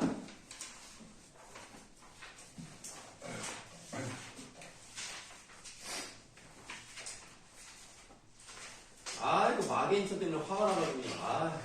자, 그럼 좀 쉬었다 갈게요. 이거 뭐야? 아, 네 거야? 네. 은성아 조심해. 요 코카콜라 문양이 여기 찍혀 있을 수도 있어. 진짜 나중에 알았지? 안돼. 코에다 쳤다가 완전 스타일인데. 유진석. 여기서 야, 니네 그 인터넷으로 그 초전도체 춤 추는 거 봤지? 아그 슬릭백이요? 신기하더라고. 슬릭백. 진짜. 우리 집에서 연습하는 거 아니에요? 나 그 연습조차 못하겠던데. 슬릭백. 아, 근데 우리나라에서 진짜 1억 7천만 뷰인가? 맞아요 그 대단한데, 쓰는 진짜. 사람이 완전 슬릭백. 너무 신기한 거야. 아니, 어떻게 그렇게 날아다니지? 저도 같은 크로스니까 가능합니다. 자, 그럼 이어서 교과서 420쪽 한번 보도록 하겠습니다. 쓰기 과정의 점검과 조정, 고쳐 쓰기 한번 보도록 할게요. 자, 글을 쓸 때는 어떻게 해야 되느냐? 밑줄 하겠습니다. 주제, 목적, 독자, 매체 등의 쓰기 맥락을 고려하여 쓰기 과정을 점검하고 조정하며 글을 고쳐 써야 한다. 지금 중요한 게 나왔습니다. 그래도 우리가 화작 같은 경우는 어떤 점이 중요하냐면, 아니 420조 빨리 켜. 이 주제, 목적, 독자, 매체 이게 쓰기 맥락이라고 하는 거예요. 그러니까 어떤 내용을 어떤 이유로 누구에게 어디다 쓸 것인가 이 네 가지는요 글의 방향을 결정하는 주요 요소가 되는 거예요. 이거를 생각하지 않고서는 글을 쓸 수가 없어요. 소재가 같은 글이라도 쓰기 맥락에 따라 글의 내용의 형식이 달릴 수 있다. 예를 들어 전기라는 동일한 소재로 글을 쓴다 해도요 설득을 목적으로 한다. 설득을 목적으로 하는 글 뭐라고 하죠? 설득 뭐라 해야 되지? 설문. 논설문이죠. 왜 한 글자를 빼고 말하죠? 설문이 뭡니까? 논설문이죠. 그래서 목적으로 한 전기를 아껴 써야 한다는 주제의 글과 정보 전달을 목적으로 쓰는 글을 뭐라 그래요?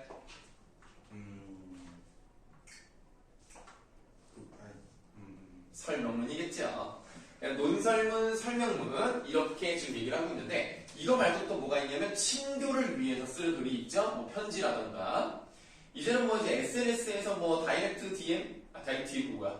다이렉트 메시지 전달하는 것도 어떻게 보면 넓은 의미에서 친교를 하기 위한 목적의 글이라고 볼 수 있겠습니다. 왜냐면 여러 가지 이유로 글을 쓸 수 있는데요. 정보 전달을 목적으로 한 전기는 자유존재 움직임으로 발생한다는 주제의 글은 내용과 형식이 같지 않을 것이다. 또한 만약 주제, 목적, 독자가 모두 같더라도 글을 쓰는 매체가 신문인지 인터넷인지에 따라 글의 내용과 형식이 달릴 수 있을 것이다. 그러므로 쓰기 과정의 점검, 조정과 고쳐 쓰기는 쓰기 맥락을 고려하여 이루어져야 되겠습니다. 그래서 우리가 어떤 이제 글을 쓴다고 했을 때 누구에게 쓸 것인가? 예를 들면 여러분들처럼 좀 나랑 공부 좀 하는 고등학생을 대상으로 쓸 것인가? 아니면 배경식이 너무나 없는 유치원생을 대상으로 쓸 것인가? 당연히 수준이 다르겠죠. 유치원생들한테 어렵게 쓰면 안 된단 말이죠. 근데 이런 그러니까 이 글을 보는 사람, 독자를 생각해야 된단 말이에요. 그리고 인쇄 매체를 쓸 것인가, 영상 매체를 쓸 것인가에 따라 다를 수가 있죠. 인쇄 매체는 뭐를 넣을 수가 없어? 음악이나 음향 같은 걸 넣을 수가 없단 말이야. 그러니까 그런 것들을 고려해서 글을 써야 된다는 거죠. 그러니까 뭐 예를 들면 사진이나 그림을 쓸 수 있지만 음악 같은 걸 넣을 수가 없고요. 영상 매체 같은 경우는 그런 걸 복합적으로 사용할 수 있기 때문에 모든 것을 다 한 번에 보여주고 싶으면 영상 매체를 쓰기가 좋겠다라고 생각하시면 되겠습니다. 자, 그 다음은 특히 쓰기 과정 중 고쳐 쓰기에서 쓰기 맥락을 고려하여 점검하고 조정한다는 것은 자신이 쓴 글이 주제가 잘 드러나는지 주제 괄호하세요. 목적에 맞게 쓰였는지 목적도 괄호하시고 독자의 수준에 괄호하시고 독자의 수준에는 두 가지를 더 써보도록 하겠습니다. 독자가 무엇을 요구하고 독자가 어떤 것에 관심이 있는지까지도 고려를 해야 된다는 얘기예요. 그 사람들에게 먹혀 들어가야 된다는 얘기입니다. 그러니까 걔네가 무엇을 요구할까, 무엇을 관심이 많을까, 이거에 맞춰 써야 글이 읽힌단 말이에요. 자, 독자의 수준에 맞는지 선택한 매체의 특성 바로 아세요? 자, 매체의 특성에 맞게 쓰였는지 등을 살펴보고 수정하는 것이다. 더불어 고쳐쓰기에서는 글 전체 수준, 문단 수준, 문장 수준, 단어 수준으로 순서를 밟으며 글을 검토하고 다듬어야 되네요. 한마디로 큰 것부터 봐야 된다는 거예요? 작은 것부터 봐야 된다는 얘기예요? 큰 것부터 봐야 된다는 얘기입니다. 그래서 글 전체 수준을 본다는 얘기는 주제에 어긋나는 부분이 있는지, 제목은 주제를 함축하고 있는지, 이런 것들을 보는 거고요. 점점 작은 단위로 내려오는 방식으로 글을 검토합니다. 그 다음 밑줄. 쓰기 과정에서는 점검 결과에 따라 이전 단계로 되돌아갈 수 있어요. 그러니까 돌아갈 수 있기 때문에 회귀적 과정이다 라는 말을 써요.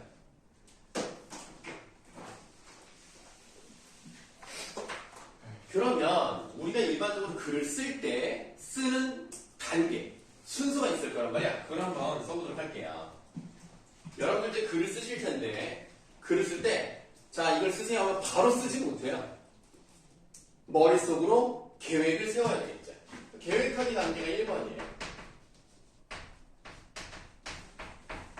그래서, 쓰기 맥락을 떠올리는 거죠. 어떤 주제를 가지고 어떤 독자에게 어떤 목적으로 어디다 실을 것인가를 이제 생각을 해야 된단 말입니다. 계획을 하고요. 그러면 이렇게 계획을 세우면 바로 글이 쓰인다? 아니라는 거죠. 쓸 글감을 모아야 되지 않습니까? 내용을 생성해야 돼요. 그러니까 머릿속으로 내가 알고 있는 배경식으로 쓰는 것도 물론 좋지만 내 머릿속에 모든 게 다 들어있을 수는 없기 때문에 여러 가지 자료를 수집하는 것을 말하겠죠. 그러면 내용을 수집하고 하고 자료를 가지고 왔어. 그럼 이제 어떻게 되냐면 선별을 해야 돼. 그래서 자료를 갖고 왔다고 해서 그걸 다 쓰는 게 아니에요.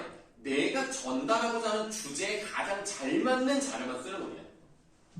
그래서 지금 여기서 이제 원래 하나를 더 쓰면 이제 내용을 선별하는 것까지 뭐 써도 되겠습니다만 여기에 들어갔다고 생각하고요. 그거를 선별한 다음에 뭐를 한다?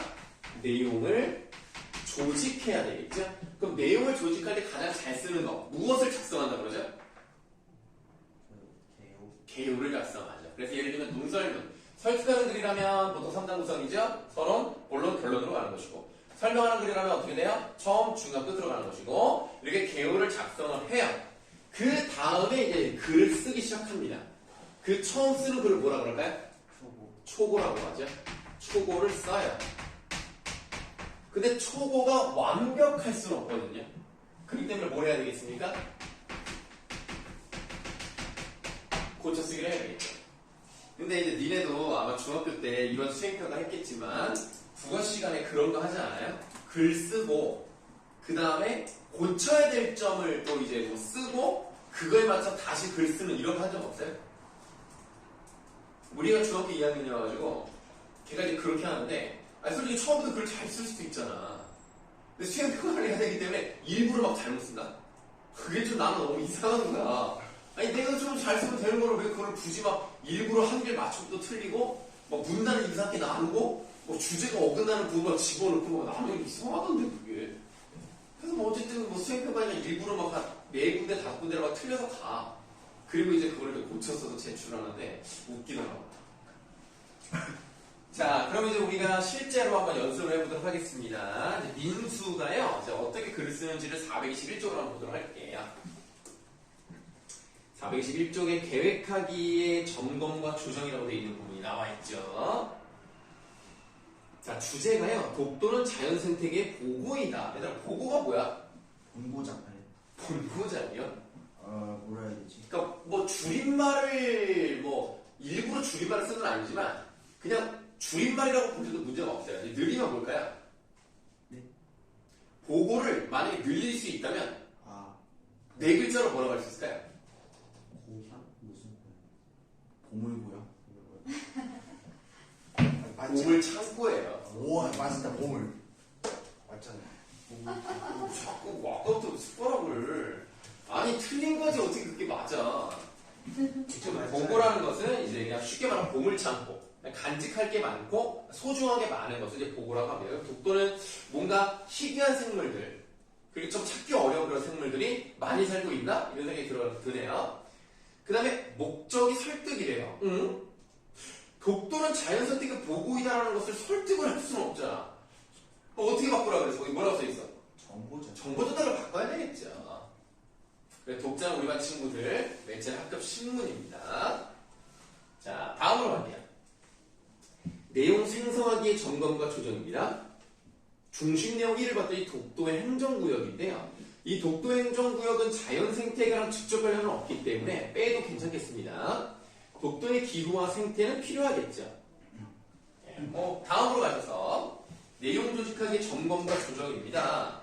제목이 독도의 자연환경을 보호하자라고 했어요. 그럼 이 보호하자라는 이 제목 자체는 어떤 게 목적이 돼버린 거예요? 보호. 그러니까 설득이죠, 설득. 이 제목은 설득의 느낌이 있기 때문에 얘는 지금 목적이 뭐였어요? 정보 전달이란 말이에요. 그러니까 이거를 바꿔야 되겠죠. 보호하자가 아니라 천혜의 섬, 독도의 기후와 생태 이렇게 이제 바꾸는 걸로 자기가 점검을 하고 조정을 했어요. 자, 중간에 봤더니 독도의 기후에서 독도의 기후적 특징, 독도의 기온, 그리고 좀 부족한 것 같으니까 독도의 강수량과 강우 일수 이런 것들을 넣었다고 보시면 되겠습니다. 자, 이것과 관련해서요.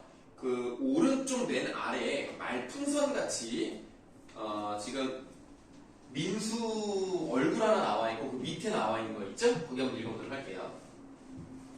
중간에 1, 독도의 기후에서 독도의 강수량이나 강우 일수에 관한 내용을 추가하면 좋을 것 같아. 관련 내용, 그래서 꺽쇠.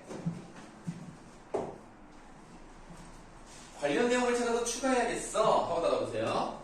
자, 그러면 이제 우리가 중요한 게 뭐냐면, 아까 분명히 글쓰기 과정은 회계적 과정이라고 말했습니다. 지금 이 단계가 뭐예요? 내용 조직하기란 말이에요. 근데 지금 여기서 뭐예요?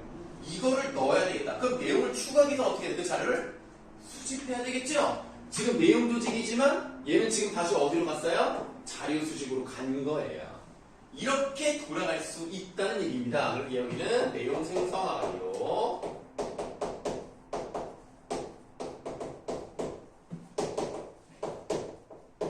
회기를 할 수 있다. 너무나 자연스러운 과정이라는 얘기죠. 일직선으로 가는 게 아닙니다. 여러분, 그 일직선으로 간다, 한쪽 방향으로 간다, 이걸 뭐라고 하는지 알아요? 땡땡적이다. 아니죠. 직설적이라는 거는 이제 좀 말을 좀 거침없이 그냥 쭉쭉 그냥 하는 뭐 이런 스타일이고, 단선적이라고 말했어요. 그러나 글쓰기의 과정은 단선적이지 않습니다. 획기적으로 갈 수 있다는 거. 되게 쉽죠? 그럼 이제 실제로 얘가 어떻게 글을 썼나 봅시다. 바로 22쪽. 자, 초고를 써봤어요. 천혜의 섬 독도의 기후와 생태. 독도는 1982년 섬 전체가 천연기념물 제336호로 지정되어 보호될 만큼 그 가치가 매우 크다. 천혜의 섬이라 불리는 독도의 기후와 생태를 알아보자. 독도는 자, 좀 길긴 한데요. 일단 독도를 해서 이 박스를 여시고 쭉 가겠습니다. 독도는 해류의 영향으로 기온의 변화가 작고 습도가 높은 해양성 기후를 띈다. 이러한 독도의 기후에 영향을 미치는 해류에는 동한 난류와 북한 한류가 있다. 독도의 평균 기온은 1년 중 가장 추운 1월에도 영하로 내려가지 않고 가장 더운 8월에도 20도를 넘지 않는다. 어휴, 진짜 안 춥고 안 덥죠? 연평균 기온은 약 12도로 비슷한 미도의 내륙 지역과 비교했을 때 더 따뜻하다. 또한 독도는 연평균 강수량이 약 1240mm, 강우 일수가 150mm, 진짜 많죠. 그러니까 1년의 절반까지는 아니지만 거의 절반에 육박할 만큼 비가 많이 옵니다. 1년 중 85%가 흐리거나 비가 내려 비교적 습한 지역이다. 닫아보세요. 여러분, 애국가 같은 거 나올 때가 되니까 독도 사진을 보면 굉장히 맑잖아요. 실제로 그렇게 맑은 날 찍기가 어렵습니다. 자, 그래서 여러분들 그 울릉도에서 독도가 보이느냐 보이지 않느냐 이게 되게 중요하거든요. 왜냐면 옛날 기록을 보면은 당연히 독도는 우리 땅이니까 그 울릉도에서 독도가 보인다라는 기록이 있어요. 근데 날씨가 항상 안 좋잖아. 근데 이거를 사진으로 찍기가 너무나 어려운 거야. 일단 맑아야 되고, 그다음에 사진 기술이 딱 정확한 각도가 나와야 돼요. 그래서 실제로 그 사진을 찍은 게 아주 유명해진 적이 있죠. 그래서 그게 증명이 된. 그러니까 결국 이 울릉도에서 보인다는 얘기는 우리 땅으로서 가까운 곳에 있었다라는 것을 강조하기 위한 기록이었는데 그것을 실제로 증명한 사람이 있었어요. 자, 어쨌든 지금 이 껍질진 부분은 뭐가 나타나 있느냐? 독도의 기후가 나타나 있는 부분입니다. 뭐죠 지금? 뭐야 지금? 뭔 소리야? 어디부터 꺽세요? 왜 갑자기 말 돌려? 아니 어딘지 몰랐어요. 두 번째 문단에 독도는 이렇게 시작하는 부분 거기서부터 지금 읽은 비교적 습한 지역이다까지 되게 길었어요. 다 묶어서 독도의 기후를 나타내는 부분이고요. 자, 독도는 염분이 많은 강한 해풍 때문에 식물이 자라기를 불리하죠. 그래서 육지보다 식물의 종류가 적고 나무의 크기도 작은 편이다. 하지만 독도에 사는 괭이밥, 섬장대, 곰솔 등 약, 자, 약에서는 이렇게 각진가로 여시고, 맞죠. 각진가로 여시고요. 약 50에서 60종의 식물들은 육지 식물과는 다른 독특한 특성을 보여줌. 받으시고, 이게 바로 독도의 생태적 가치. 1번입니다.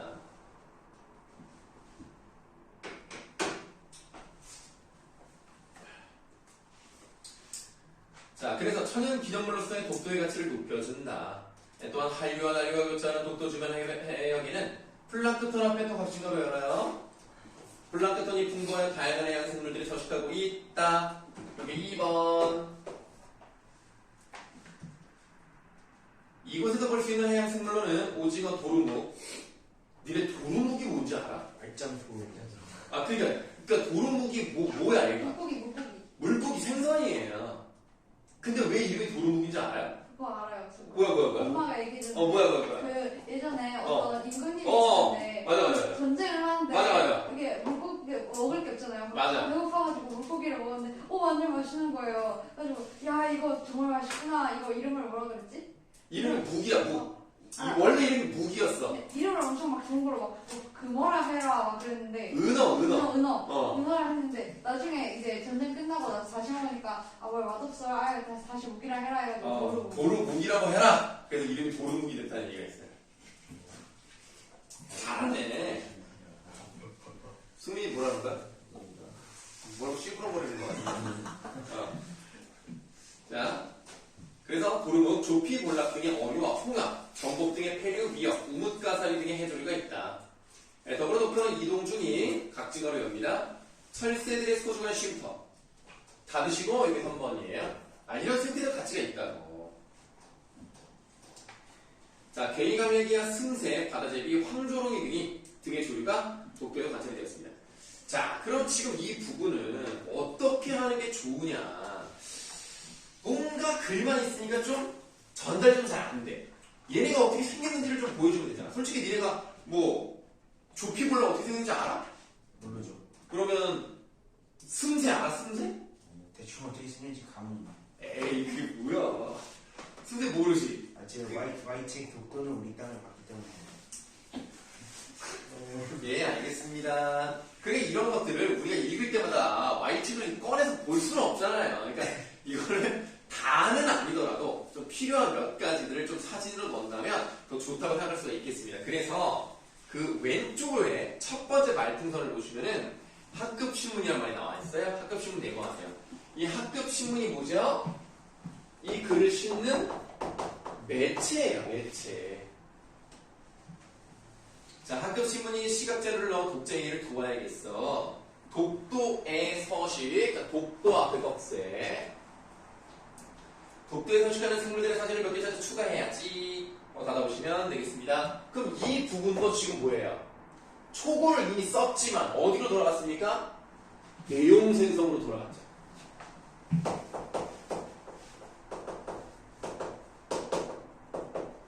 이렇게 회의적 과정이라는 거예요.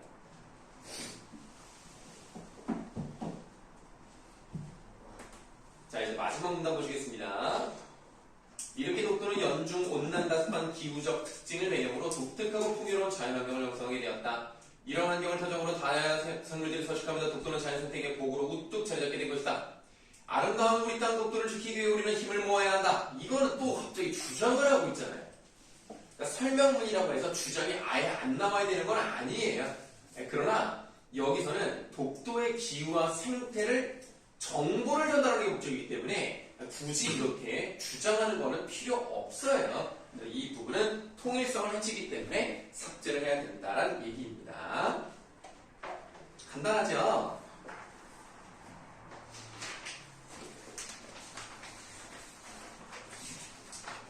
자, 이렇게 이제 또 넘어가세요. 이제 또 어디로 넘어가실 거냐면 427쪽으로 가겠습니다.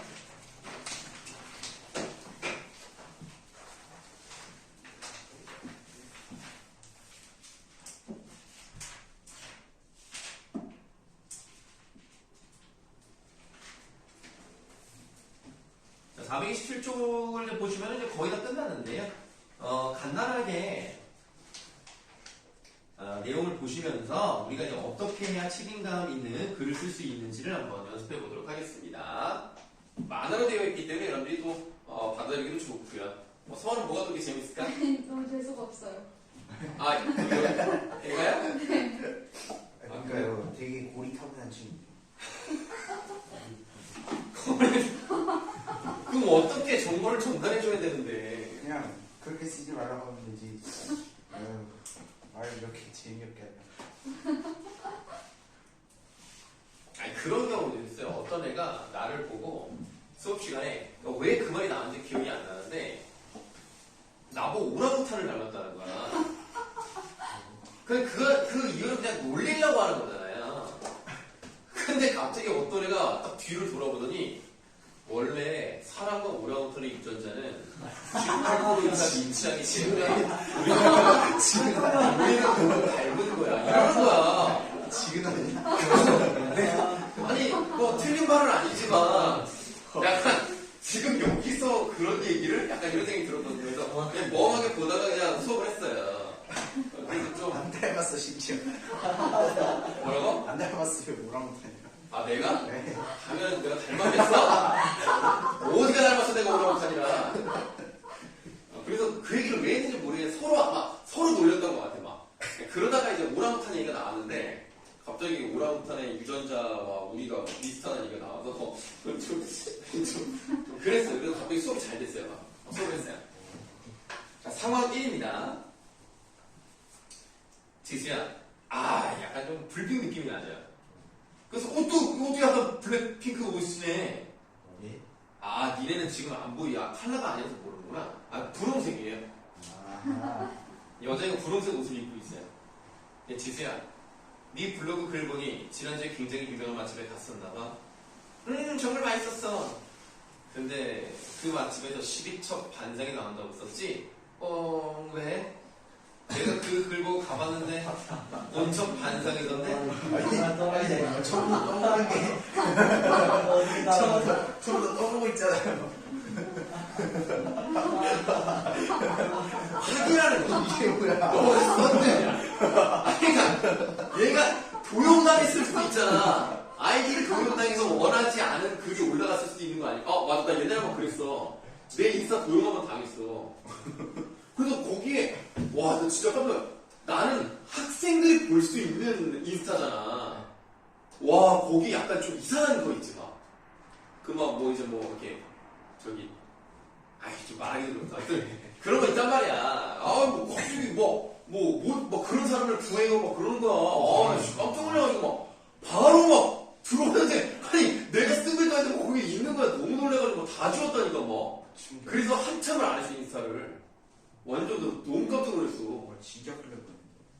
그래서 내가 그런 업소에서 모집하는 사람이 돼버린 거야. 너무 깜짝 놀란 거야, 진짜. 그래서 그때 한참 안 했네. 그리고 내가 아는 어떤 학생도 그런 거에 도용당해가지고 또 이상한 글이 돼버렸어. 그래서 걔도 탈퇴하고 난리 났었다. 가끔 그런 일이 있더라고. 내가 만약 그러다가 오해받았으면 어떡할 뻔했어. 내가 또 특히 학생들 대상으로 가르치는 사람인데 큰일 날 뻔했죠, 진짜. 하여튼 얘도 도용당했을 수 그러니까 진짜 썼는지 안 썼는지 확인하고 말해야지. 안 그러고 나 그런 걸 쓰져가지고 왜 나를 의심하니 이렇게 싸울 수 있잖아. 그래서 확인한 것 뿐이지 떠보는 게 아니에요. 표정이 좀 재수가 없긴 하죠. 내가 그걸 보고 가봤는데 5점 반상이던데? 그러니까 과시하고 싶었어. 울어. 머리로도 울고 눈으로도 땀을 흘리고 있죠. 두 가지를 동시에 흘리고 있습니다. 그랬더니 이제 갑자기 가르치죠. 인터넷상에 쓴 글은 순식간에 전 세계로 퍼질 수 있어. 이미 그 글에 댓글이 많이 달렸더라. 그 다음 밑으로 하세요. 인터넷의 파급력은 매우 크니 라고 되어 있단 말이야. 그러니까 아는 사람만 이용하는 것이 아니라 누군지 모르지만 불특정 다수가 이용하는 거죠. 그러니까 누구라도 계속 확산시킬 수가 있어서 정보의 확산이 빨라요. 그러니까 파급력이 굉장히 크죠. 그래서 요즘은 많이 나아졌지만 옛날에는 그냥 잘못된 소문 같은 게 그냥 너무 빨리 퍼져가지고 연예인이 그러지도 않았는데 그런 것처럼. 그래서 요즘은 많이 나아져서 아직까지는 확실히 나온 다음에 얘기합시다. 뭐 중립격을 박아놓읍시다. 이런 얘기를 하잖아요. 많이 좋아진 거니까 진짜. 자, 앞으로는 사실이 아닌 내용을 쓰거나 과장하지 말자 하면서 갑자기 플러팅을 아니 갑자기 어깨에 손을 이거 약간 내가 볼 때는 좀 약간 범죄일 가능성이 그래서 원하지 않았는데 어깨에 손을 올린다 이거 조심해야 돼요. 이미 정다 떨어졌는데. 다시 시작할 수 있는 거죠. 그래서 사람을 한번 놀라게 만든 다음에 자기 걸로 만드는 약간 그런 기법을 사용한 거라고 생각합니다. 좋은 건 아니에요. 따라해보자. 바로 따져가죠. 이것도 얼굴 보고 해야지. 그 자기 얼굴 알고 해야지. 이게 다 그런 거예요. 여러분들 그런 거 있죠. 이게 어쩔 수가 없는 게 만약에 내가 이제 혼자 나도 인사도 본 건데 혼자 이제 마트를 갔는데 남자야 남자 애기가 있어. 근데 내가 얼굴이 좀 많이 못생겼어. 근데 애기한테 안녕 인사를 해. 근데 애기가 울어. 그러면 이제 엄마가 뭐야 가. 근데 내가 좀 잘생겼어. 그런 애기한테 안녕 그러면 엄마가 알아서 애기 목소리를 내. 네 안녕하세요. 그래서 내가 잘생겼는지 못생겼는지를 확인하는 방법은 애기를 이용하는 방법이 있다. 그래서 엄마가 애기 목소리를 낸다 그럼 진짜 잘생긴 편. 근데 애기가 찡그린다 그러면 안 돼. 거의 이미 애기 컷. 엄마가 뭐 표현을 하기도 전에 애기가 싫어한다니까요. 자, 상황 2를 보시겠습니다. 다음 쪽.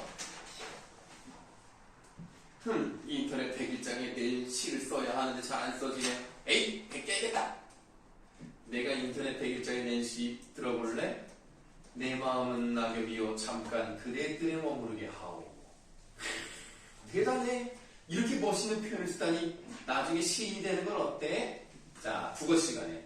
자, 김동명의 시 내 마음을 낭독해볼까요? 내 마음은 낙엽이요 잠깐 그대의 뜰에 머무르게요. 철민이가 쓴 시잖아. 철민이가 저작권을 침해했나 보구나. 철민아, 모든 창작물에는 밑줄 저작자가 행사하는 배타적 독점적 권리인 저작권이 있단다. 저작권 동그라미 하세요. 네, 여러분들 막 그냥 아무거나 다 베껴 쓰면 안 돼요. 그렇다면 우리는 왜 저작권을 보호해야 할까요? 우리가 저작권을 보호하면 밑줄 저작자의 창작 의욕을 북돋아서 더 좋은 창작물들이 많이 만들어질 수 있습니다. 그러니까 내가 열심히 만들었는데 나에게 들어오는 돈이 하나도 없으면 나는 손해보는 거잖아. 그래서 옛날에 요즘은 그래도 아닌가 요즘도 아닌가? 옛날에는 여러분들 그 파일굴이라는 모르죠 그런 거? 네. P2P 서비스라고 혹시 알아요? 몰라요. 그 파일 주고받는 거. 그래서 어떤 사람이 업로드를 해놓으면 사람들이 막 다 다운받는 거야.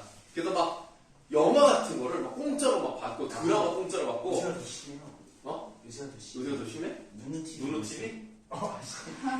그거 지나했잖아요. 아이 그 누누 TV 같은 걸 보면 어떡합니까? 안 보잖아요. 나는 넷플릭스 돈 결제하고 봐요. 잘하셨어요. 예, 뭐 예를 들면 뭐 한 달에 한 1,900원? 네? 이런 식으로 파티라고 알아요? 몰라요. 나눠서 결제하는 거. 그래서 5명을 모아가지고 나눠서 그렇게만 싸게 볼 수 있어. 그래서 나 10월 23일까지 이제 23일에 끝나. 그럼 또 좀 기다렸다가 넷플릭스를 내느라 매월 결제를 하면 안 돼요. 참고 참다가 재밌는 게 한 3개 정도가 생겼을 때 그때 결제하고 한 달 동안 다 보는 거야. 그다음에 또 끊어. 너무 아끼시는 거 아니에요? 네가 돈 버냐? 돈 벌어봤어? 아니 넷플릭스가 광고를 보는 게 5,500원이고 광고 없어 9,900원이야. 진짜 안 봐요 그래서. 그럼 나도 보지 마? 안 보시는 것도 나쁘지 않거든요. 그냥 눈은 TV를 이용하시는 거. 누는 TV가 뭐가 문제냐면 그 불법 도박 사이트 광고가 너무 많아요. 거기에 한 번 들어가면 못 빠져나온다니까. 안 넣으면 되잖아요. 이게 봐봐. 내가 지금 정확한 수치가 지금 기억이 안 나는데 하루 매출이 그 불법 도박 사이트에 하루 매출이 9억이가 그런데요. 그 중에 절반이 소액이라는 얘기야. 그 소액이라는 건 뭐야? 학생들이 많이 한다는 얘기야. 엄청 많이 해요. 그럼 아니 근데 도박을? 네. 모르셨어요? 또 그럼 안 돼 진짜. 진짜 신경 쓰시는. 이게 10,000원이 5만원, 10만원, 100만원이 되는 거야. 얘들아 절대로 도박하면 안 돼. 진짜. 이게 무슨 뭐 10,000원 했다고 해서 뭐 인생이 망하고 이건 아니야. 이게 진짜 점점 커진다니까. 그 돈이 있으면 차라리 주식을 해. 진짜 많이 해요. 진짜 이것들이 아이고 이거 큰일 났네 진짜. 중일이에요 중일. 나는 뉴스만 들어서 에이 뭐 주변에 별로 없겠지 했더니 저거 깜짝 아유, 놀랐네. 네, 엄청 많이 봐. 진짜 도박하시면 안 돼, 진짜. 아내 친구들도 많이. 인생 망하는 거야 진짜. 알겠지? 그 소액부터 시작하는 거야. 바늘도 이 속도도 뜬다니까 진짜. 하지만 안 됐어. 알았지? 안 됐어. 그렇게 그 TV가 돈을 버는 거야. 진짜 이런 거 하면 안 돼 진짜. 편의점에서 음료수 조금씩. 자, 그 다음 볼게요. 자, 결국 조용. 밑줄. 우리 모두가 이에 따른 혜택을 누리게 됩니다. 자, 저작권을 보호를 하면 결국 우리가 다 혜택을 받는 거고요. 더 나아가 저작권 보호는요, 밑줄. 우리의 문화 발전과 국가의 경제적 이익에도 큰 영향을 미치죠. 다음 칸. 특히 밑줄. 글을 쓸 때는 다른 사람의 저작물을 이용하는 경우 출처를 표기를 해야 된대요. 그러니까 인용을 했으면 인용을 했다는 걸 알려줘야 돼요. 그렇지 않으면 그냥 표적이에요. 다음 칸. 최근에는 인터넷상에서의 저작권 침해가 매우 심각합니다. 다른 사람의 저작물을 함부로 가져다 쓰면 저작권법에 위배될 수 있어요. 그래 철민아, 다른 사람의 저작물을 쓸 때는 저작자의 허락을 받고 출처를 반드시 밝혀야 돼. 하고 이제 그 무슨 뭘 들고 있죠? 그거 뭐예요? 코인. 캐시워크? 카피라이트의 약자죠. 여기서 이제 저작권을 의미합니다. 우리 모두 책임감 있게 글을 쓰고 저작권을 보호하는 문화를 정착시키자. 이제 끝났어요. 약간 80년대 공익 광고처럼 끝이 나고 말았습니다. 이렇게 하면 우리가 10단원까지 모두 다 끝난 거예요. 그래서 우리는 기말고사에 이 9단원과 10단원이 뭐 100% 들어간다고 말씀드리긴 어렵지만 그래도 들어갈 가능성이 높기 때문에 미리 다 해놓은 거라고 생각하시면 되겠고요.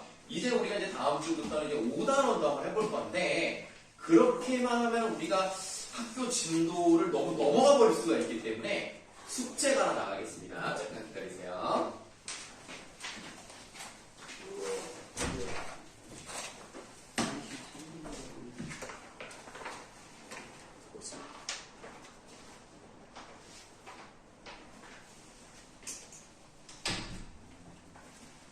자, 숙제가 좀 쉽진 않습니다. 미쳤다. 뭐야 이거? 뭐야 이거? 모의고사. 이거 검사해요? 당연히 공부하려고 그러면? 그리고 혹시 이거 영재 가져다 줄 수 있는 사람 있나요? 저희 3명. 그러니까 3명이라 하지 말고 누가 좀 제가 알기로 알고 우리 은성이. 영재야, 은성이가 너를 위해서 이렇게 해준단다. 안 먹을 것 자, 그런데 여러분들 그거를요, 다 푸는 게 아니에요.